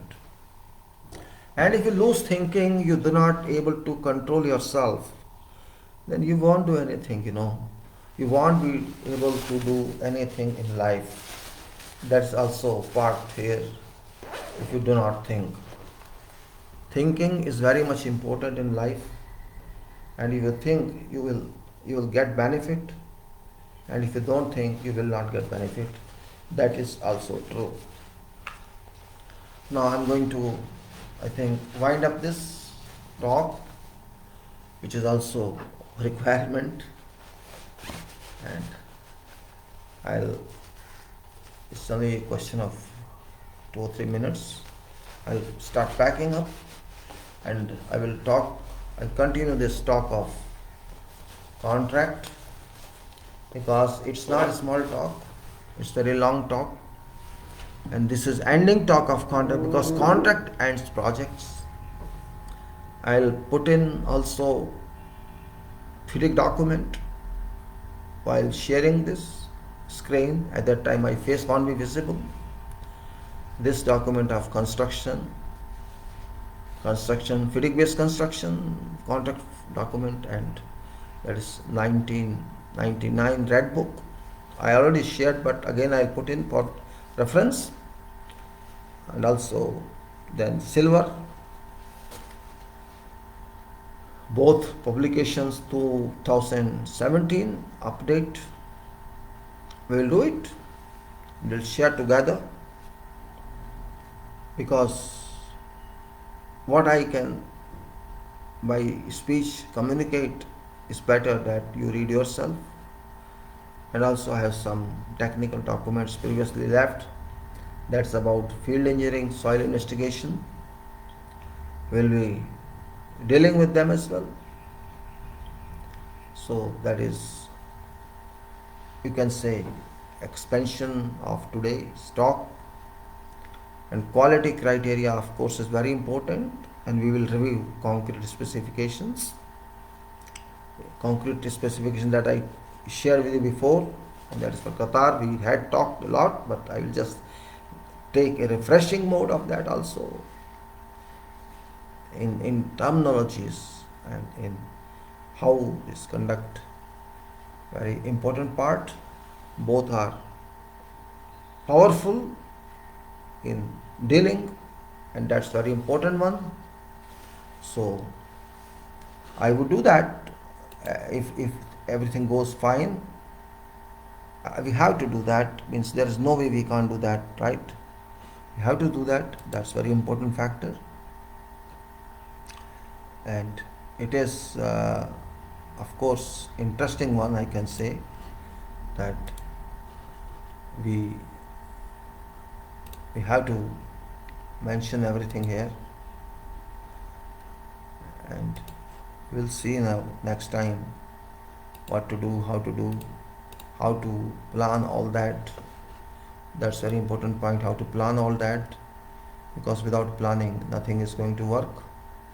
Some planning is important, not all, because I believe in improvisation also. Improvisation, that's very good. I have to deal with that as well. So now moving on to, I think it's already 7:20. I should stop here. I wanted to talk more, but I think time doesn't permit me. So my dear friends, now I'm just going to conclude this, that we talked good today. We took yesterday as well. For last 3 or 4 days we have been using this time for glorification of contracts, for glorification of how we move. I'm not using any reference till now. I'm doing what I can accumulate myself. It's fine. Now, well, I say that, let me close it. I would pass my thanks to everybody. Those I know at this time nobody is watching, but even you have time you can watch this video. I'm going to share it on LinkedIn as well as Twitter as well. I've not shared, maybe I think again to share on Safety later on, not now, because I stopped sharing with them due to some technical reasons. Now I'm closing it here. Thank you very much. We see you again. Alright, bye.